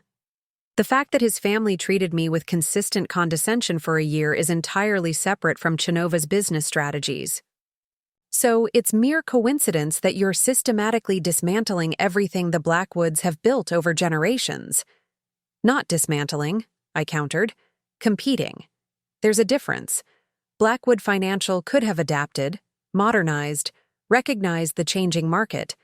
Instead, you've relied on tradition and family connections while your services stagnated and your clients began looking elsewhere. Her perfect composure finally cracked. "How dare you lecture me about our company? You have no idea the sacrifices made to build Blackwood Financial. 3 generations ago," I interrupted. "And what innovations since then? What adaptations to changing markets? Richard and James have been coasting on your grandfather-in-law's achievements while the financial world evolved around you." Eleanor's face flushed with anger. "We came to this country with nothing, as did my parents," I countered. "The difference is I built something new rather than clinging to past glories." For a moment, genuine fury flashed in Eleanor's eyes. Then, surprisingly, her expression shifted to something calculating. "What do you want, Ms. Chen?" "There must be a price. A concession that would satisfy whatever grievance you're nursing." And there it was. The fundamental misunderstanding at the heart of the Blackwood response. They still believed this was personal, emotional, something that could be negotiated, away with the right concession. "This isn't about wants or grievances, Mrs. Blackwood. This is market reality." Chova International identified Boston as an underserved financial market dominated by a vulnerable incumbent. We're expanding accordingly. "And your engagement to our son? Was that also a market reality?" "That was unexpected," I admitted. "And genuine. I love Daniel despite your family's treatment of me, not because of it." Eleanor studied me carefully, seemingly reassessing her approach. "Then prove it. If you truly care for my son, call off this corporate assault. Show that your feelings for him outweigh your business ambitions." The manipulation was so transparent I almost admired its audacity. "That's not how this works, Mrs. Blackwood. My personal life and Chova's business strategies exist independently. One doesn't become a bargaining chip for the other." "Then what was the point of all this?" she demanded, gesturing vaguely around my office. "The deception, the secrets. Why maintain the charade of the modest financial advisor if not to deliberately mislead us?" "I never claimed to be struggling financially," I reminded her. "You assumed that based on your own prejudices. When we met, I simply didn't volunteer information that would have changed how your family treated me. And what exactly did you expect to learn from this experiment?" Her tone dripped with disdain. "Character," I answered simply. How the Blackwoods treat those they believe have nothing to offer them financially. The results were illuminating, if disappointing. Eleanor's expression hardened. You've made a grave miscalculation, Ms. Chen. The Blackwood name still carries significant weight in Boston. Our connections extend beyond business into politics, society, philanthropy. And yet, I interrupted, gently, here you are, in my office, rather than me in yours. The market has already rendered its verdict, Mrs. Blackwood. Your stock has fallen 15% in 2 days. 3 major clients have already transferred their accounts to Chova. 8 of your executives now work for me. For the first time, genuine fear flickered across Eleanor's face. Not for herself, but for the dynasty she had dedicated her life to protecting. What happens to Daniel in all this? She asked, her voice suddenly quieter. That's up to Daniel, I replied honestly. My feelings for him haven't changed. The question is whether he can accept the real me rather than the version your family assumed I was. Eleanor straightened, summoning the last reserves of her dignity. He's a Blackwood. Family comes first. It always has. Perhaps. But Daniel is also his own person, capable of making his own choices. You underestimate family loyalty, she insisted, moving toward the door. When forced to choose, blood will prevail. It always does. As she reached the threshold, I called after her.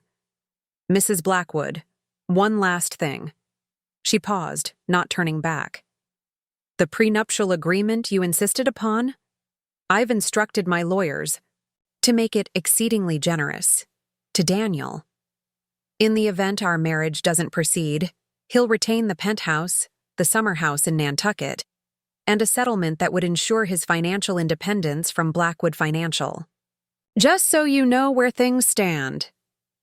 Eleanor's shoulders stiffened, but she departed without another word, escorted by my security team back to the lobby. Minutes later, Marcus reported, Eleanor Blackwood observed making multiple calls from her car. Destination appears to be Blackwood Financial headquarters rather than the family residence.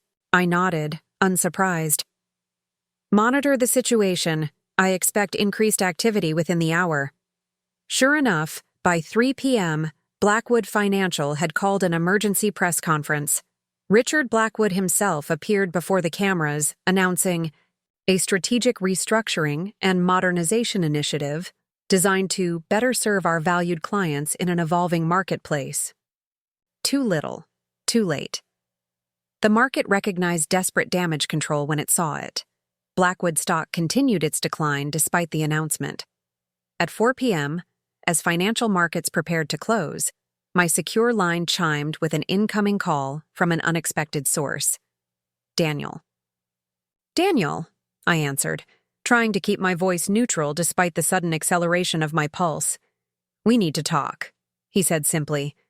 Not at the penthouse or my apartment. Neutral ground. Name the place. He hesitated only briefly. The public. Garden. By the bridge.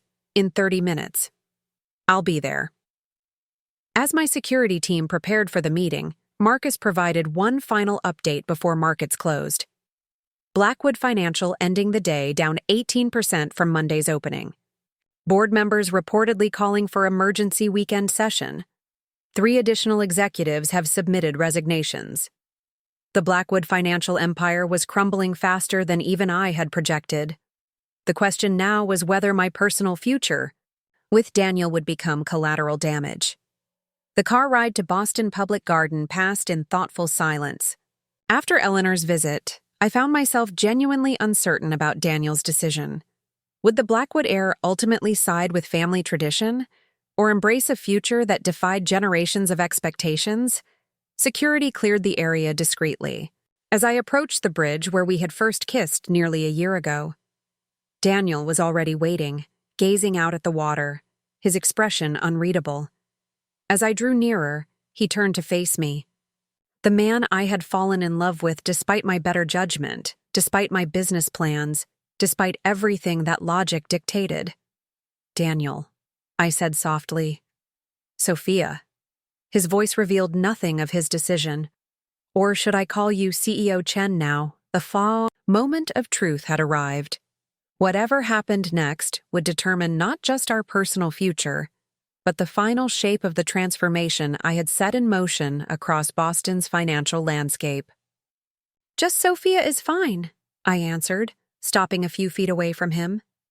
The late afternoon sun cast long shadows across the bridge where we stood, the same bridge where our relationship had first deepened beyond casual dating. Daniel studied my face carefully, as if trying to reconcile two versions of the same person. "You know, I've spent the last 36 hours talking to everyone. My father, mother, James, even Catherine. Trying to understand what's happening.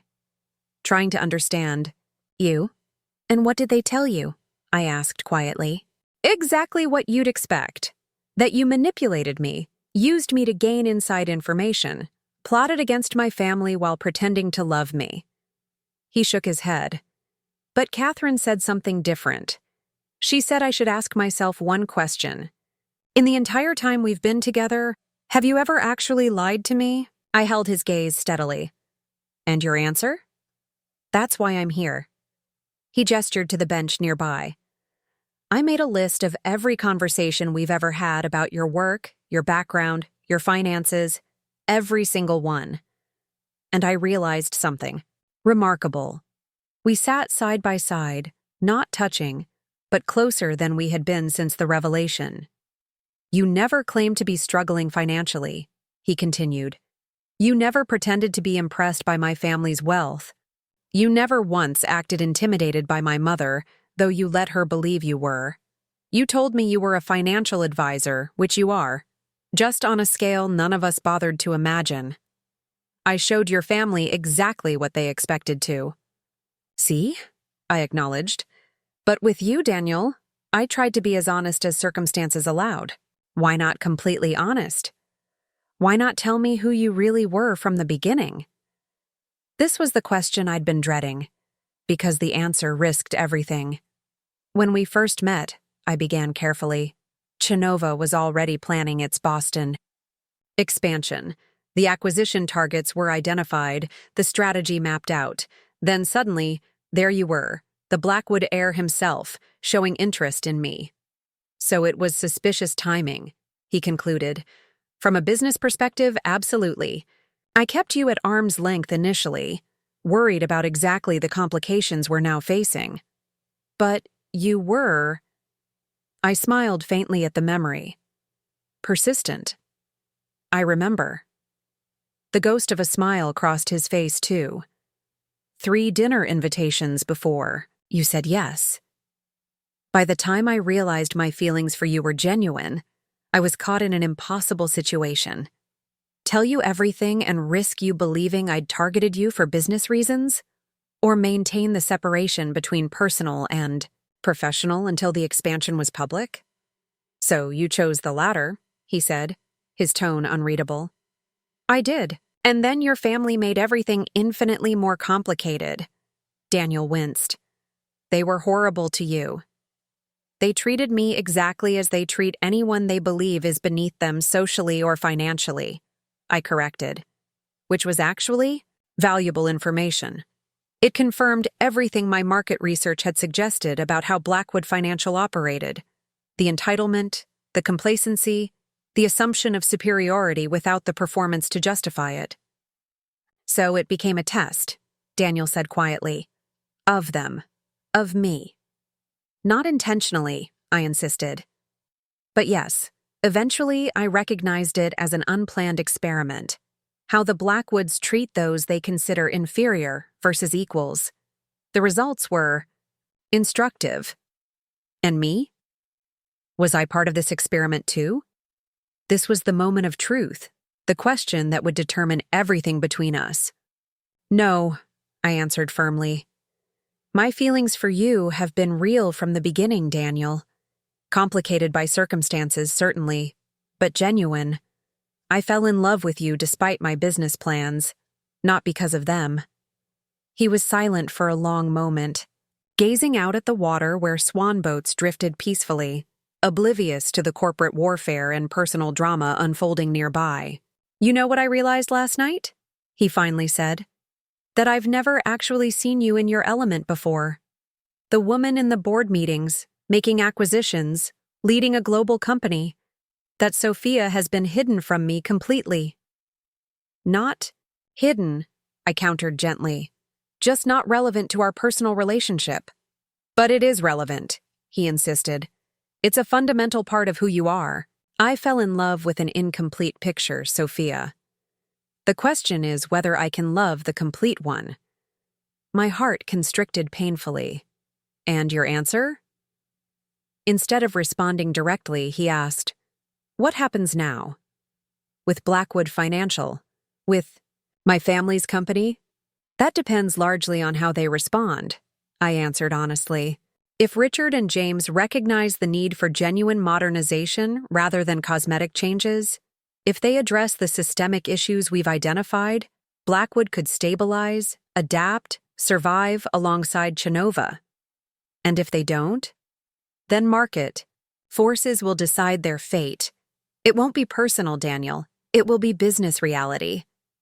"That's a convenient separation," he observed, a hint of challenge in his voice.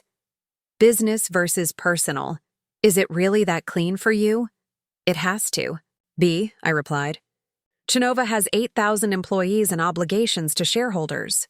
I can't make decisions based on personal feelings." Including feelings for me? And there it was, the ultimatum I'd been dreading, though he hadn't phrased it directly. "I won't sacrifice Chova's business interests," I said carefully. "But that doesn't mean there isn't room for compromise, for finding solutions that allow both personal and professional concerns to coexist." "Like what?" he pressed. "Like ensuring Blackwood has a path forward if they're willing to take it. Like maintaining clear ethical boundaries between our relationship and our companies. Like supporting you if you choose to remain part of Blackwood Financial while I lead Chova." Daniel's eyebrows rose. "You'd accept me staying with my family's company, even as a competitor?" "If that's what you want, yes. It would require careful boundaries, but it's possible." "My mother said you'd demand I leave Blackwood," he admitted. "That you'd want to control everything." "Your mother has consistently underestimated my respect for you as a separate individual with your own choices to make." He was quiet again, processing. The sunlight caught the amber flecks in his eyes, the feature that had first drawn me to him at that charity gala that now seemed a lifetime ago. "I have one more question," he finally said. "The engagement party at the Apex, is that still happening?" "That depends on whether we're still engaged," I answered, suddenly vulnerable in a way business negotiations never made me feel. Daniel reached into his pocket and withdrew a small object, holding it in his closed fist. "I've been carrying this around for the past 2 days, trying to decide." He opened his hand to reveal the engagement ring I had returned to the bedside table before leaving for the Apex yesterday morning. "I keep coming back to one thing," he continued. "In a year of being together, through all of my family's horrible treatment, their suspicions and insults, you never once retaliated. You had the power to crush Blackwood Financial from the beginning, but you didn't. Even now, you're offering them a path forward if they're willing to change. Business decisions should be strategic, not emotional," I said softly. "But that's just it," he countered. "Anyone else in your position would have made this personal. Long ago. The fact that you've maintained that separation, that you've been 10 steps ahead of them while still leaving them a way out, tells me everything I need to know about your character." He took my hand, the ring resting in his palm between us. "I don't know if I'm in love with Sophia Chen, financial advisor, or Sophia Chen, CEO of Chova International. But I'd like the chance to find out." Hope bloomed in my chest for the first time since the acquisition announcement. "What are you saying, Daniel?" "I'm saying I choose you.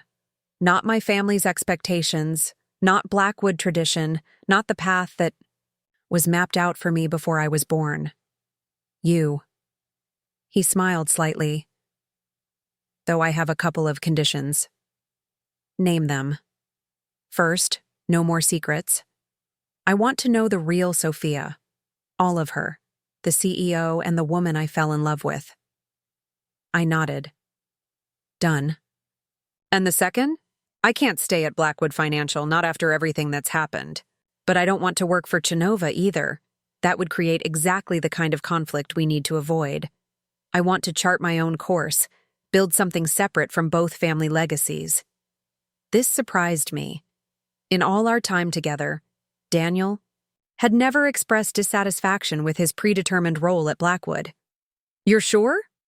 More sure than I've ever been about anything, he said firmly. I've spent my entire life trying to live up to the Blackwood name. Maybe it's time I built my own.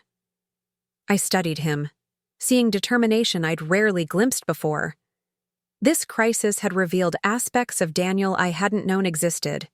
Independence, strength, the capacity to break from family expectations when they conflicted with his own integrity. I think that's an excellent idea, I said sincerely, and I'd support you completely. He slid the ring back onto my finger, where it caught the late afternoon light. Then I believe we still have an engagement party to plan. Relief and joy flooded through me. I leaned forward, cupping his face with my hands, and kissed him. For a moment, all thoughts of corporate strategy and market positions vanished, replaced by the simple certainty that whatever challenges lay ahead, we would face them together. When we finally separated, Daniel kept hold of my hand. You realize my mother will never speak to me again. Give her time, I advised. Eleanor's primary concern has always been protecting the Blackwood legacy. Once she realizes you're building your own legacy rather than abandoning hers, she may surprise you. And my father, James? Richard is a businessman first, father second. If Blackwood stabilizes, if they adapt to the new market reality, he'll eventually make peace with your decision. As for James, I shrugged. Some bridges may remain burned.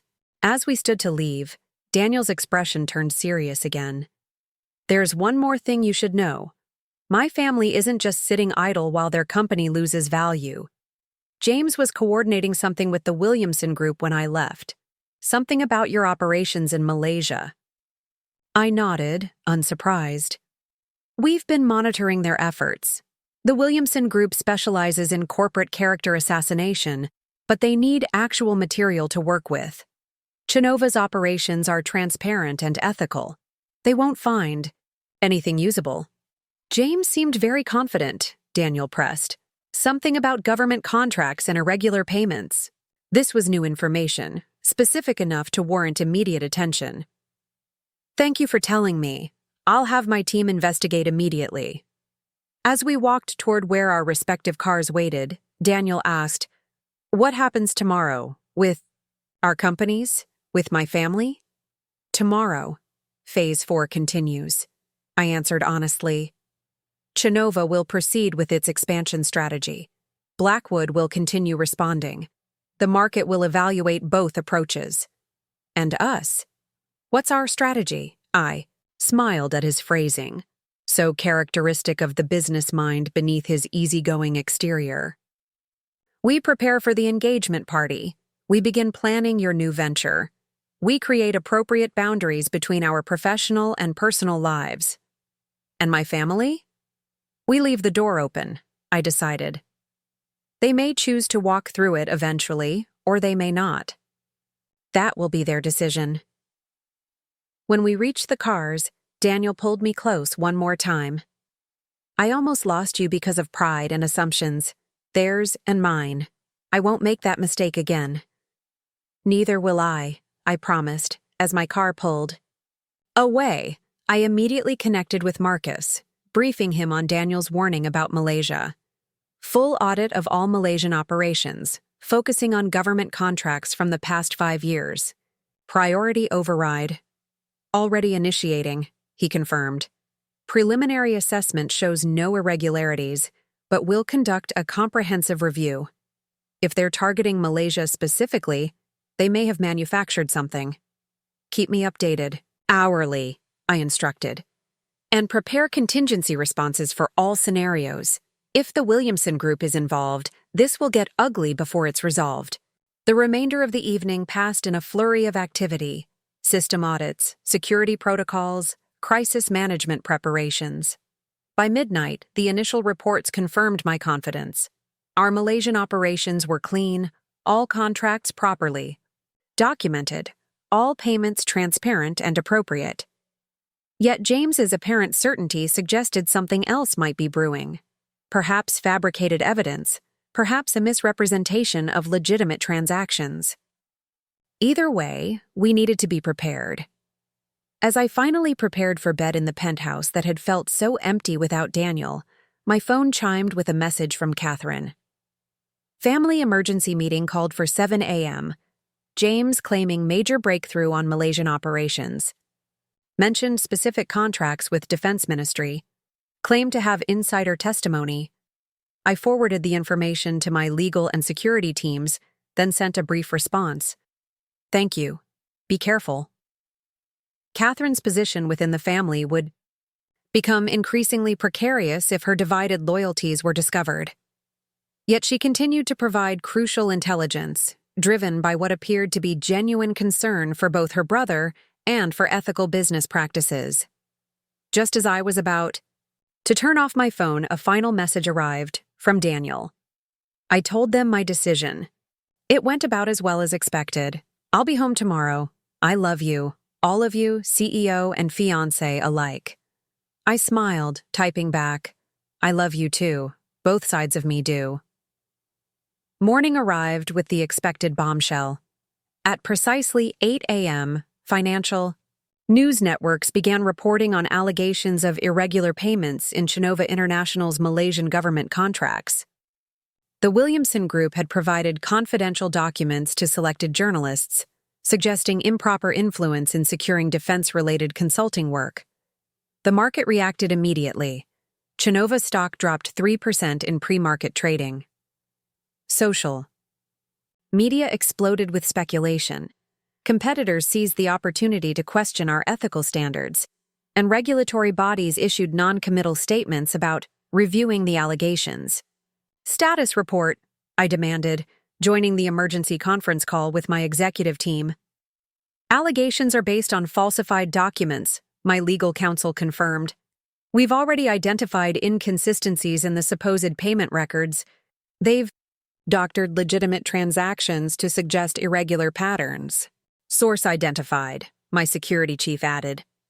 The insider testimony comes from a former administrative assistant terminated 3 years ago for attempted corporate espionage. He was subsequently hired by a shell company we've traced back to Blackwood Financial. I nodded, unsurprised by the connection. Release the full documentation of all Malaysian contracts immediately. Highlight the discrepancies in the Williamson materials. And prepare legal action against both the Williamson Group and Blackwood Financial for defamation and market manipulation. The Malaysian government has already issued a statement confirming all contracts were properly awarded, Marcus reported. But the damage control will take time. This was clearly time to disrupt Phase 4 implementation. Proceed with Phase 4 regardless, I instructed. Don't allow this distraction to delay our core strategy. The market will recognize this for what it is, a desperate attempt to undermine a superior competitor. As the day progressed, the pendulum of public opinion began to swing back in our favor. Financial analysts noted the suspicious timing of the allegations, the Malaysian government's swift defense of the contracting process, and most damagingly for the Blackwoods, the connection between the whistleblower and Blackwood Financial. By noon, Chova stock had recovered its losses, while Blackwood Financial faced new questions about their tactics. James Blackwood's direct involvement in the smear campaign was becoming increasingly apparent as journalists dug deeper into the connections. At 2 p.m., my phone rang with an unexpected caller, Richard Blackwood himself. Mr. Blackwood, I answered. Neutrally, Ms. Chen. His voice sounded tired, defeated in a way I hadn't expected. I believe we need to talk. Not through lawyers or press releases, but directly. I'm listening. What happened this morning, the allegations regarding Malaysia, I want you to know it was not authorized by me or by the Blackwood Financial Board. James acted independently, out of misguided loyalty to family interests. This was unexpected. Richard, publicly distancing himself from his son's actions. I appreciate the clarification, but the damage to Chova's reputation required immediate and comprehensive response. Our legal team has already filed suit against both the Williamson Group and Blackwood Financial. I understand, he acknowledged. And we won't contest the suit. In fact, Blackwood Financial will issue a formal retraction and apology within the hour. Now I was genuinely surprised. That's a significant step, Mr. Blackwood. It's necessary, he said simply. What James did crossed the line from business competition to potentially criminal activity. I cannot and will not defend it. The implications were clear.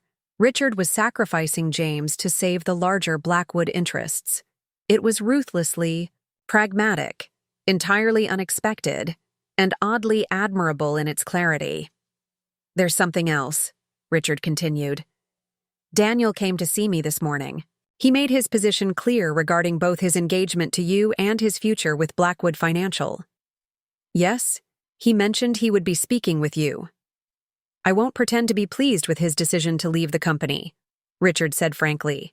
7 generations of Blackwoods have led this firm, but I respect his choice and his reasons for making it. That's generous of you, I replied cautiously. Not generous. Realistic. Richard's tone had changed, become more businesslike. Which brings me to the real purpose of this call. I'd like to propose a meeting, you, me, and our respective legal teams, to discuss a potential framework for coexistence between Chova and Blackwood going forward. This was the last thing I had expected after the morning's events. Richard Blackwood extending an olive branch, however pragmatic its motivation. I'm open to discussion, I agreed. Though I should be clear that Chova's expansion strategy will continue. I would expect nothing less, he acknowledged. But perhaps there are approaches that need not be mutually destructive, areas where collaboration might even be possible. When did you have in mind? Tomorrow morning, 9 a.m. Neutral location, the Harvard Club, perhaps? Agreed. My team will contact yours with details. After the call ended, I sat back in my chair, processing this unexpected development. Richard Blackwood, proud, stubborn patriarch of Boston's financial elite, had essentially surrendered in the corporate war his family had initiated. Not unconditionally, certainly, but significantly enough to signal a fundamental shift in the Blackwood response. My phone buzzed with a message from Daniel. Just heard from Father. Is it true he's throwing James under the bus for the Malaysia scheme? Appears so, I replied. He's also proposed a meeting to discuss coexistence between our companies. Remarkable, Daniel responded. Father never admits defeat. He's not admitting defeat, I clarified. He's cutting his losses and seeking the best possible terms. It's actually quite shrewd. And Eleanor? No word yet. But if Richard has made this decision, she'll ultimately fall in line. Family preservation will outweigh pride. You don't know my mother very well, Daniel texted back, adding a wry emoji. Perhaps not, I acknowledged silently. But I understood survival instincts, and the Blackwoods had demonstrated remarkable dynastic survival skills over generations. They would adapt because adaptation was preferable to extinction. As the afternoon progressed, events unfolded rapidly. Blackwood Financial issued the promised retraction and apology, explicitly distancing the company from unauthorized actions taken by individuals without board approval. Without naming James directly, the statement made clear he was being sacrificed to corporate necessity. Financial markets responded positively to the apparent de-escalation. Both companies' stocks stabilized, and analysts began speculating about possible areas of complementary operations rather than direct competition. At 5 p.m., as I was reviewing briefing materials for tomorrow's meeting with Richard, Catherine called. "James has been suspended," she reported without preamble. "Escorted from the building by security an hour ago. Father has called an emergency board meeting to formalize his removal." "That's decisive," I commented, genuinely surprised by Richard's ruthlessness toward his own son. "Father's a survivor above all else," Catherine said matter-of-factly. Once he realized the Malaysia scheme had backfired catastrophically, James became a liability rather than an asset. "And your mother?" Catherine's laugh was humorless. "Currently sedated by her personal physician.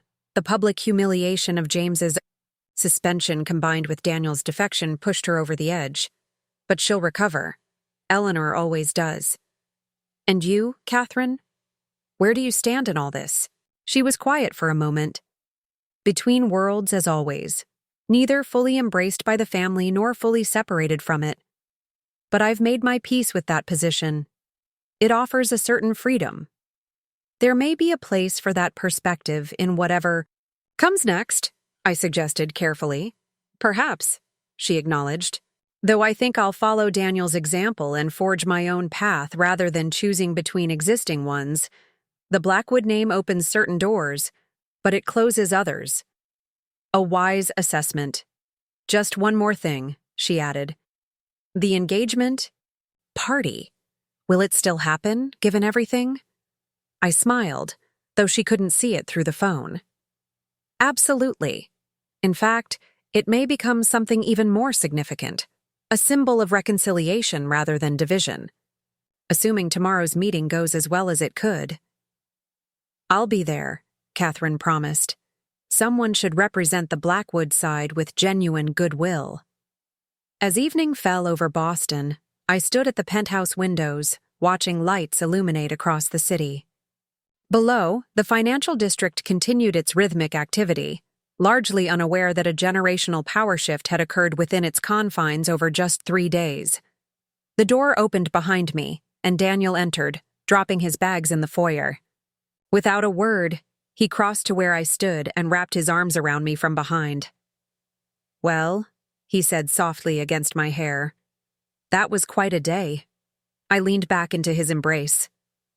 "One of many to come, I suspect. Father called me after he spoke with you. He actually apologized, in his own way, for not seeing your potential sooner.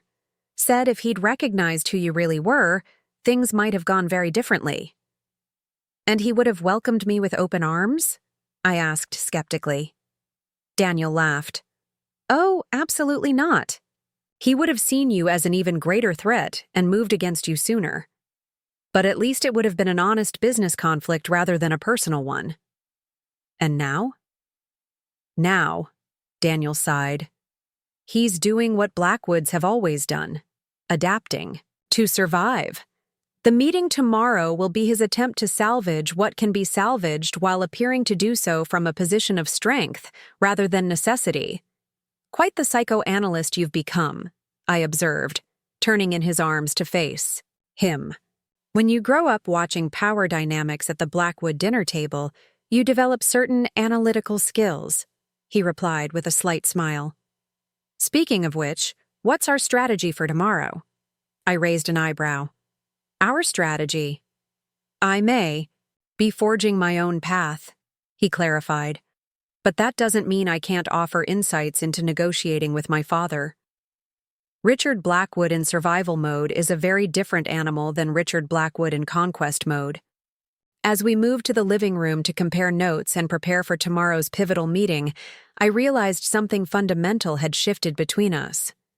For the first time, Daniel and I were true partners, neither of us hiding aspects of ourselves, neither deferring to the other's domain. We were equals in a way we had never been during our year together. Tomorrow would bring a new chapter in the Blackwood-Chova saga. But tonight, as we strategized together over takeout and financial projections, I knew with absolute certainty that whatever the outcome of those corporate negotiations, Daniel and I had already achieved the most important victory. A relationship built on truth rather than assumptions, on mutual respect rather than power imbalance. The Blackwoods had called me a gold digger, only to discover I owned everything. But in the process, I had discovered something far more valuable than corporate dominance, a partnership that would strengthen rather than diminish both sides. The engagement party at the Apex would indeed proceed as planned. And by then, the true landscape of Boston's financial future would be established, not through destruction, but through transformation. The Harvard Club of Boston exuded old-world gravitas, its wood-paneled walls and leather-bound books testifying to generations of power and privilege. As neutral ground for our meeting with Richard Blackwood, it was symbolically perfect, an institution that honored tradition while quietly adapting to changing times. Daniel and I had agreed he would not attend. His presence would complicate an already delicate negotiation, and Richard needed to engage with me as a business equal, not through the lens of family dynamics. Ms. Chen, the club's manager, greeted me as I arrived precisely at 8:45 a.m. Mr. Blackwood is already in the Emerson room. Your team has been shown to the adjoining preparation suite.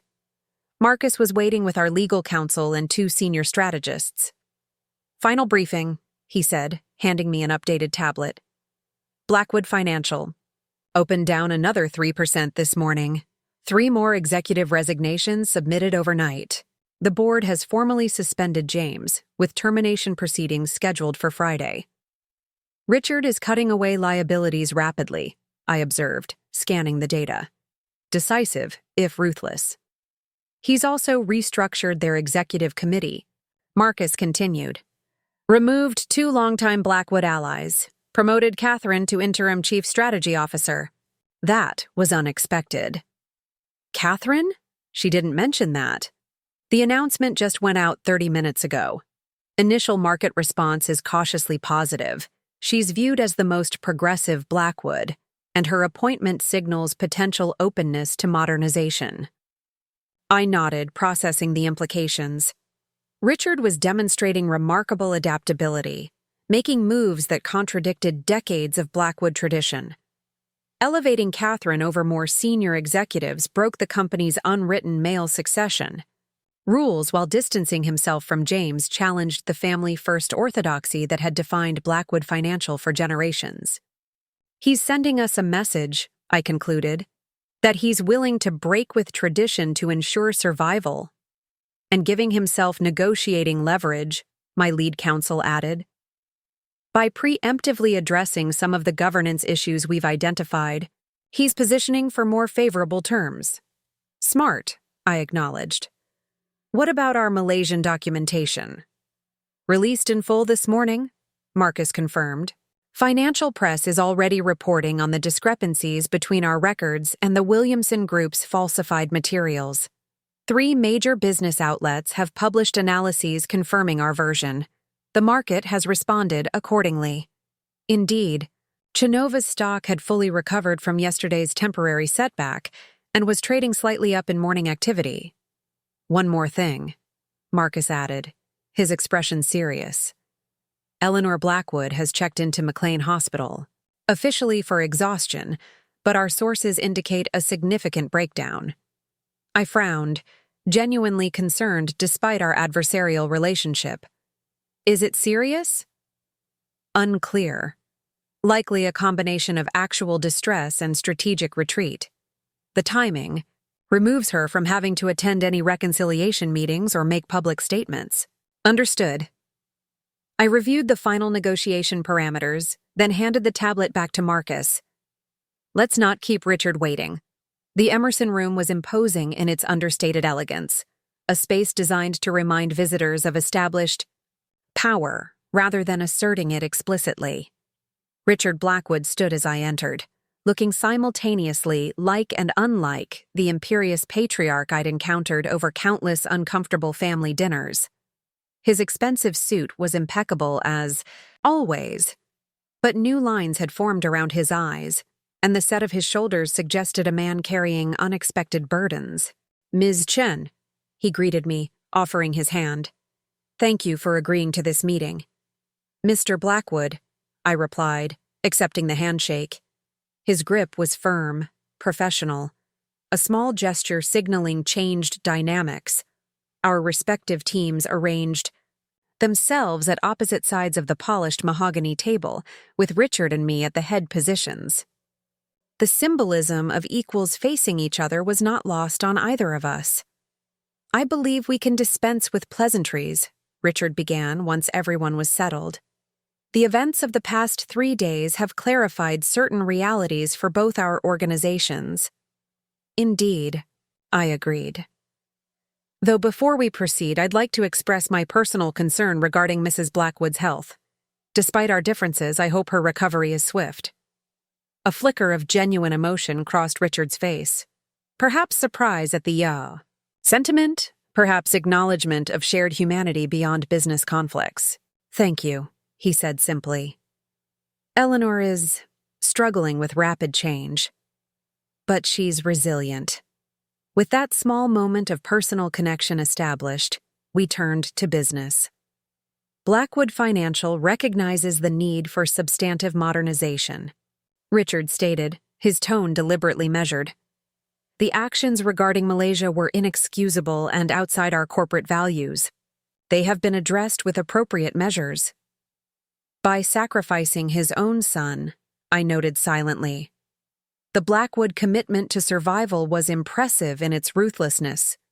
We also recognize," he continued, "that Chova International represents not just a competitor but a fundamental market shift.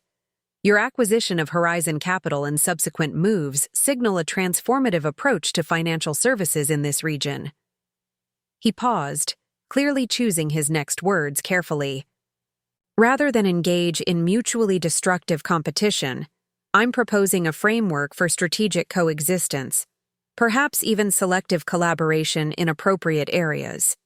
He gestured, and his lead counsel distributed detailed proposal documents to everyone present. As I skimmed the executive summary, I had to admire its pragmatism. Richard was effectively proposing market segmentation. Blackwood Financial would refocus on its traditional high-net-worth individual services and specific institutional sectors where it maintained historic advantages, while acknowledging Chova's dominance in emerging markets, digital platforms, and innovation-driven services. "This represents a significant strategic pivot for Blackwood," I observed. "Necessity is a powerful motivator," Richard acknowledged with surprising candidness. "We've conducted an unflinching assessment of market realities. Attempting to compete directly with Chova across all sectors would be inadvisable." Translation: it would be suicide, and Richard knew it.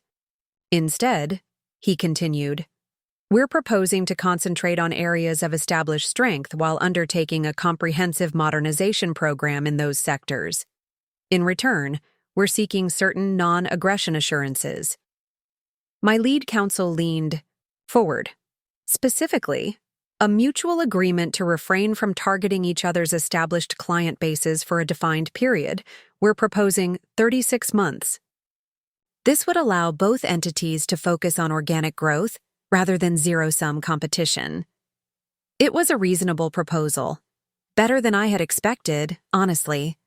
Richard was effectively ceding significant market territory to Chova while creating space for Blackwood to transform itself within a narrower scope. "We would need transparent verification mechanisms," I noted, "and clear definitions of what constitutes established client bases." "Of course," Richard agreed. "The appendices contain our proposed parameters, but we're open to refinement." For the next 2 hours, our teams worked through the proposal details, defining boundaries, establishing monitoring protocols, addressing potential conflicts. Throughout, Richard demonstrated an unexpected flexibility, accepting most of our proposed modifications with minimal resistance. By 11 a.m., we had the framework of an agreement that would fundamentally reshape Boston's financial landscape. Blackwood Financial would contract but potentially strengthen within its redefined scope. Chova would secure rapid expansion without the friction of protracted conflict with a politically connected incumbent. Both organizations would benefit from reduced uncertainty and market volatility. As our teams finalized the technical language, Richard gestured toward the adjoining sitting area. Perhaps we might speak privately for a moment. Intrigued, I followed him to the leather armchairs positioned beside a window overlooking Boston Common. "What you've accomplished is remarkable," he said once we were seated, his tone more personal than it had been all morning. "Building Chova from nothing, expanding globally, then executing this Boston strategy with such precision. Under different circumstances, I would have considered it a privilege to mentor such talent." The compliment seemed genuine, which made it all the more surprising. "Thank you," I replied, "though I suspect your mentorship style might have been rather challenging." An unexpected laugh escaped him, short but genuine. "Undoubtedly, the Blackwood approach to development has traditionally involved trial by fire." His expression grew more serious. "Which brings me to Daniel. He's informed me of his decision to leave Blackwood Financial and establish his own venture." "Yes," I confirmed, watching him carefully. "That's his intention." "I won't pretend to be pleased," Richard said frankly. 7 generations of Blackwoods have led this company. I had always assumed Daniel would eventually take the reins, despite his occasional reluctance to embrace family tradition. "Daniel needs to forge his own path," I suggested, "to build something that reflects his values and vision, not just inherited expectations." Richard studied me thoughtfully. "You understand him better than I expected. Better, perhaps, than his mother or I ever have." He gazed out the window, his profile suddenly showing his age in a way I hadn't noticed before. "You know, Ms. Chen, Sophia, please. Given that I'm engaged to your son, formality seems unnecessary." "Sophia, then." He nodded. And Richard in turn. "What I was about to say is that despite appearances, I actually do want my children's happiness. Eleanor and I simply grew to believe that following the established Blackwood path was the surest route to that happiness." "And now?" I asked. "Now I'm reconsidering many long-held assumptions," he admitted. "About business, about family, about what constitutes success. This week has been educational." The vulnerability in this admission was striking from a man who had built his persona around unwavering certainty. "The engagement party," he said abruptly. "It's still scheduled for next weekend at the Apex?" "Yes. Despite everything, Daniel and I believe it should proceed." Richard nodded slowly. "I would like to attend, if that's acceptable to you both." This was unexpected, a personal olive branch extending beyond our business arrangement. "You would be welcome," I said carefully, "though I understand if Eleanor might not feel comfortable attending, given the circumstances." "Eleanor will require more time," he acknowledged. "But I believe my presence would signal to both families, and to Boston society, that whatever business differences exist, we're committed to supporting Daniel's choice." The gesture was significant, Richard Blackwood publicly acknowledging his son's decision to marry the woman whose company had fundamentally challenged the Blackwood empire. "I appreciate that," I said sincerely. "Daniel will, too." "There's one more thing," Richard continued, his expression guarded once more. "A personal request, outside our business agreements." "Go on." "James." He exhaled heavily. "What he did was inexcusable, and the consequences to his career are entirely justified. But he's still my son." I waited, suspecting what was coming.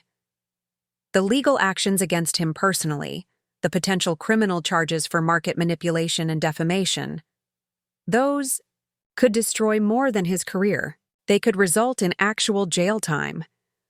The falsified Malaysian documents were a serious offense, I reminded him. Not just against Chova, but against market integrity. "I understand," Richard acknowledged. and I'm not asking you to excuse it. But if there's any way to focus the legal consequences on the Williamson Group rather than James personally, it would be a significant personal favor. It was remarkable. Richard Blackwood, who had never asked for anything in his life, now essentially begging for mercy for his disgraced son. "I'll need to consult with my legal team," I said carefully. "There may be ways to structure the complaints to emphasize institutional rather than individual culpability, but I can't make promises. That's all I ask. Consideration, not guarantees." He straightened, business persona returning. "Shall we rejoin our teams?" Back at the main table, our respective counsel had finalized the framework agreement. Richard reviewed it briefly, then signed with the fountain pen that had supposedly belonged to his grandfather, the Blackwood who had transformed a local investment firm into a regional powerhouse during the 1930s. As I added my signature beside his, the symbolism wasn't lost on anyone present. This wasn't just a business arrangement, but a historic transition of power in Boston's financial landscape. "I believe we've made significant progress today," Richard concluded as we prepared to depart. "Both organizations can move forward with greater clarity." "Agreed," I said, "though much work remains in implementation." "Indeed. Catherine will serve as Blackwood's primary liaison for the transition. I believe you two have already established an effective working relationship." His knowing look suggested he was well aware of Catherine's behind-the-scenes communications during the past week. Rather than anger, however, his expression suggested a newfound respect for his daughter's independent judgment. "Catherine is an excellent choice," I acknowledged. "Her perspective will be valuable during this transition." As our teams gathered, their materials, Richard extended his hand once more. "Until the engagement party, then." Until then. The drive back to Chenova's offices was quiet as I processed the morning's developments. Richard Blackwood had surprised me, not just with his business pragmatism, which I had expected eventually, but with his personal vulnerability regarding his children.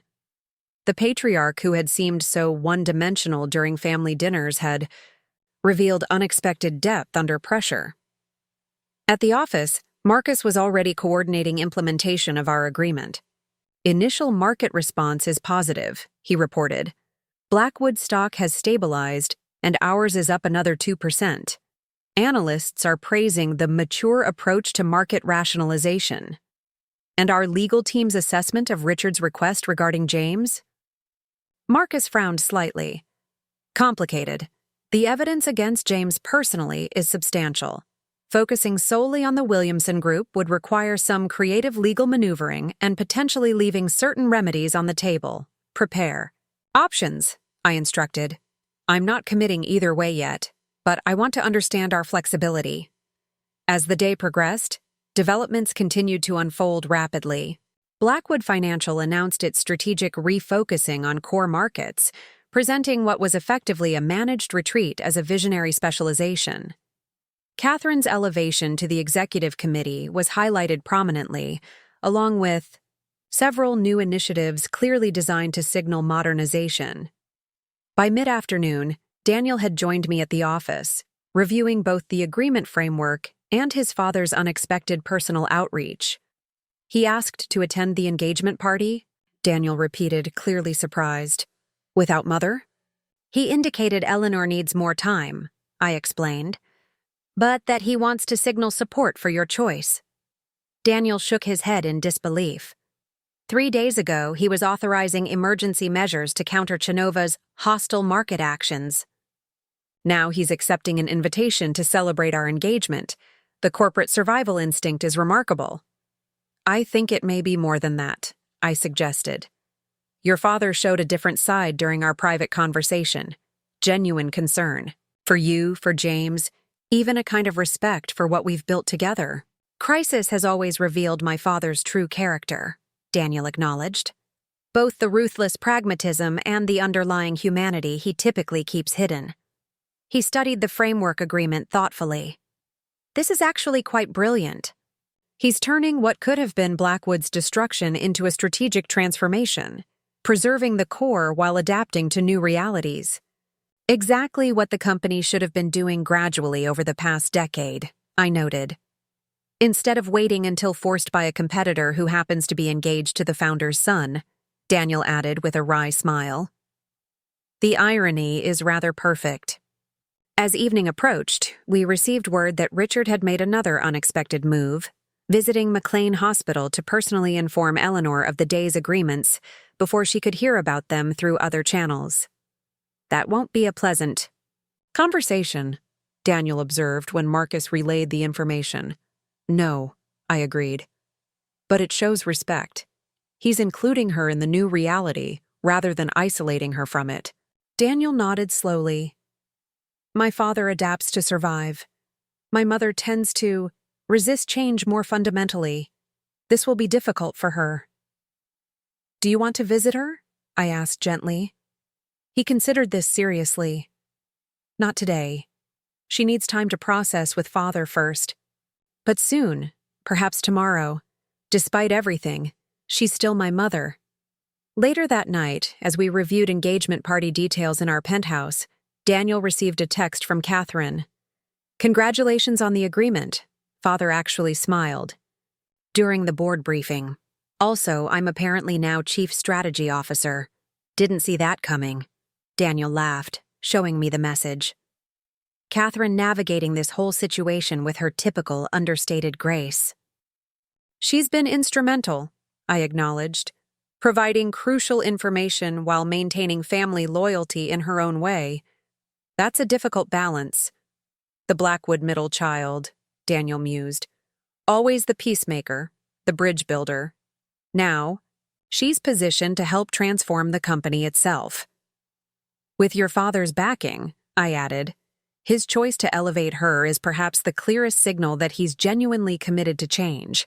Daniel set his phone aside, his expression growing more serious. What about James? Father asked about the legal actions? Yes, he requested we focus on the Williamson group rather than James personally. And your decision? I sighed, still weighing options. Professionally, pursuing James makes sense. It sends a clear message about consequences for unethical business tactics. Personally, it would create permanent barriers to any future family reconciliation. Daniel finished my thought. Essentially, yes, though that assumes reconciliation is possible or desirable. Daniel was quiet for a moment, considering. James has always been the true believer in Blackwood exceptionalism, more than father, even more than mother in some ways. He genuinely couldn't conceive of a competitor outmaneuvering the family company. His actions were inexcusable, but they came from a lifetime of reinforced superiority. That doesn't justify attempting to damage Chinova's reputation with falsified documents, I pointed out. No, it doesn't, Daniel agreed. But it might inform how severely to punish him. James without Blackwood Financial is already James without identity. His entire self-concept was built around eventually leading the company. This insight into family psychology gave me pause. You're suggesting the loss of position is punishment enough? For James? It's possibly the worst punishment imaginable. Daniel shook his head. I'm not advocating either way, just providing context. I nodded, appreciating his perspective while still deliberating. The decision regarding James would need to balance business imperatives, legal principles, and now personal considerations that wouldn't have factored into my calculations a week ago. As we prepared for bed, Daniel's phone chimed with another message, from Richard this time. Eleanor has agreed to family therapy sessions. First small step. Also accepting Catherine's promotion with surprising grace. Tell Sophia our legal team will connect with hers tomorrow regarding finalization of agreement terms. Family therapy, Daniel read aloud, genuine shock in his voice. I never thought I'd see the day. Crisis creates opportunity, I observed. Sometimes it takes a complete disruption of established patterns to enable new ones. Daniel set his phone on the nightstand, turning to face me.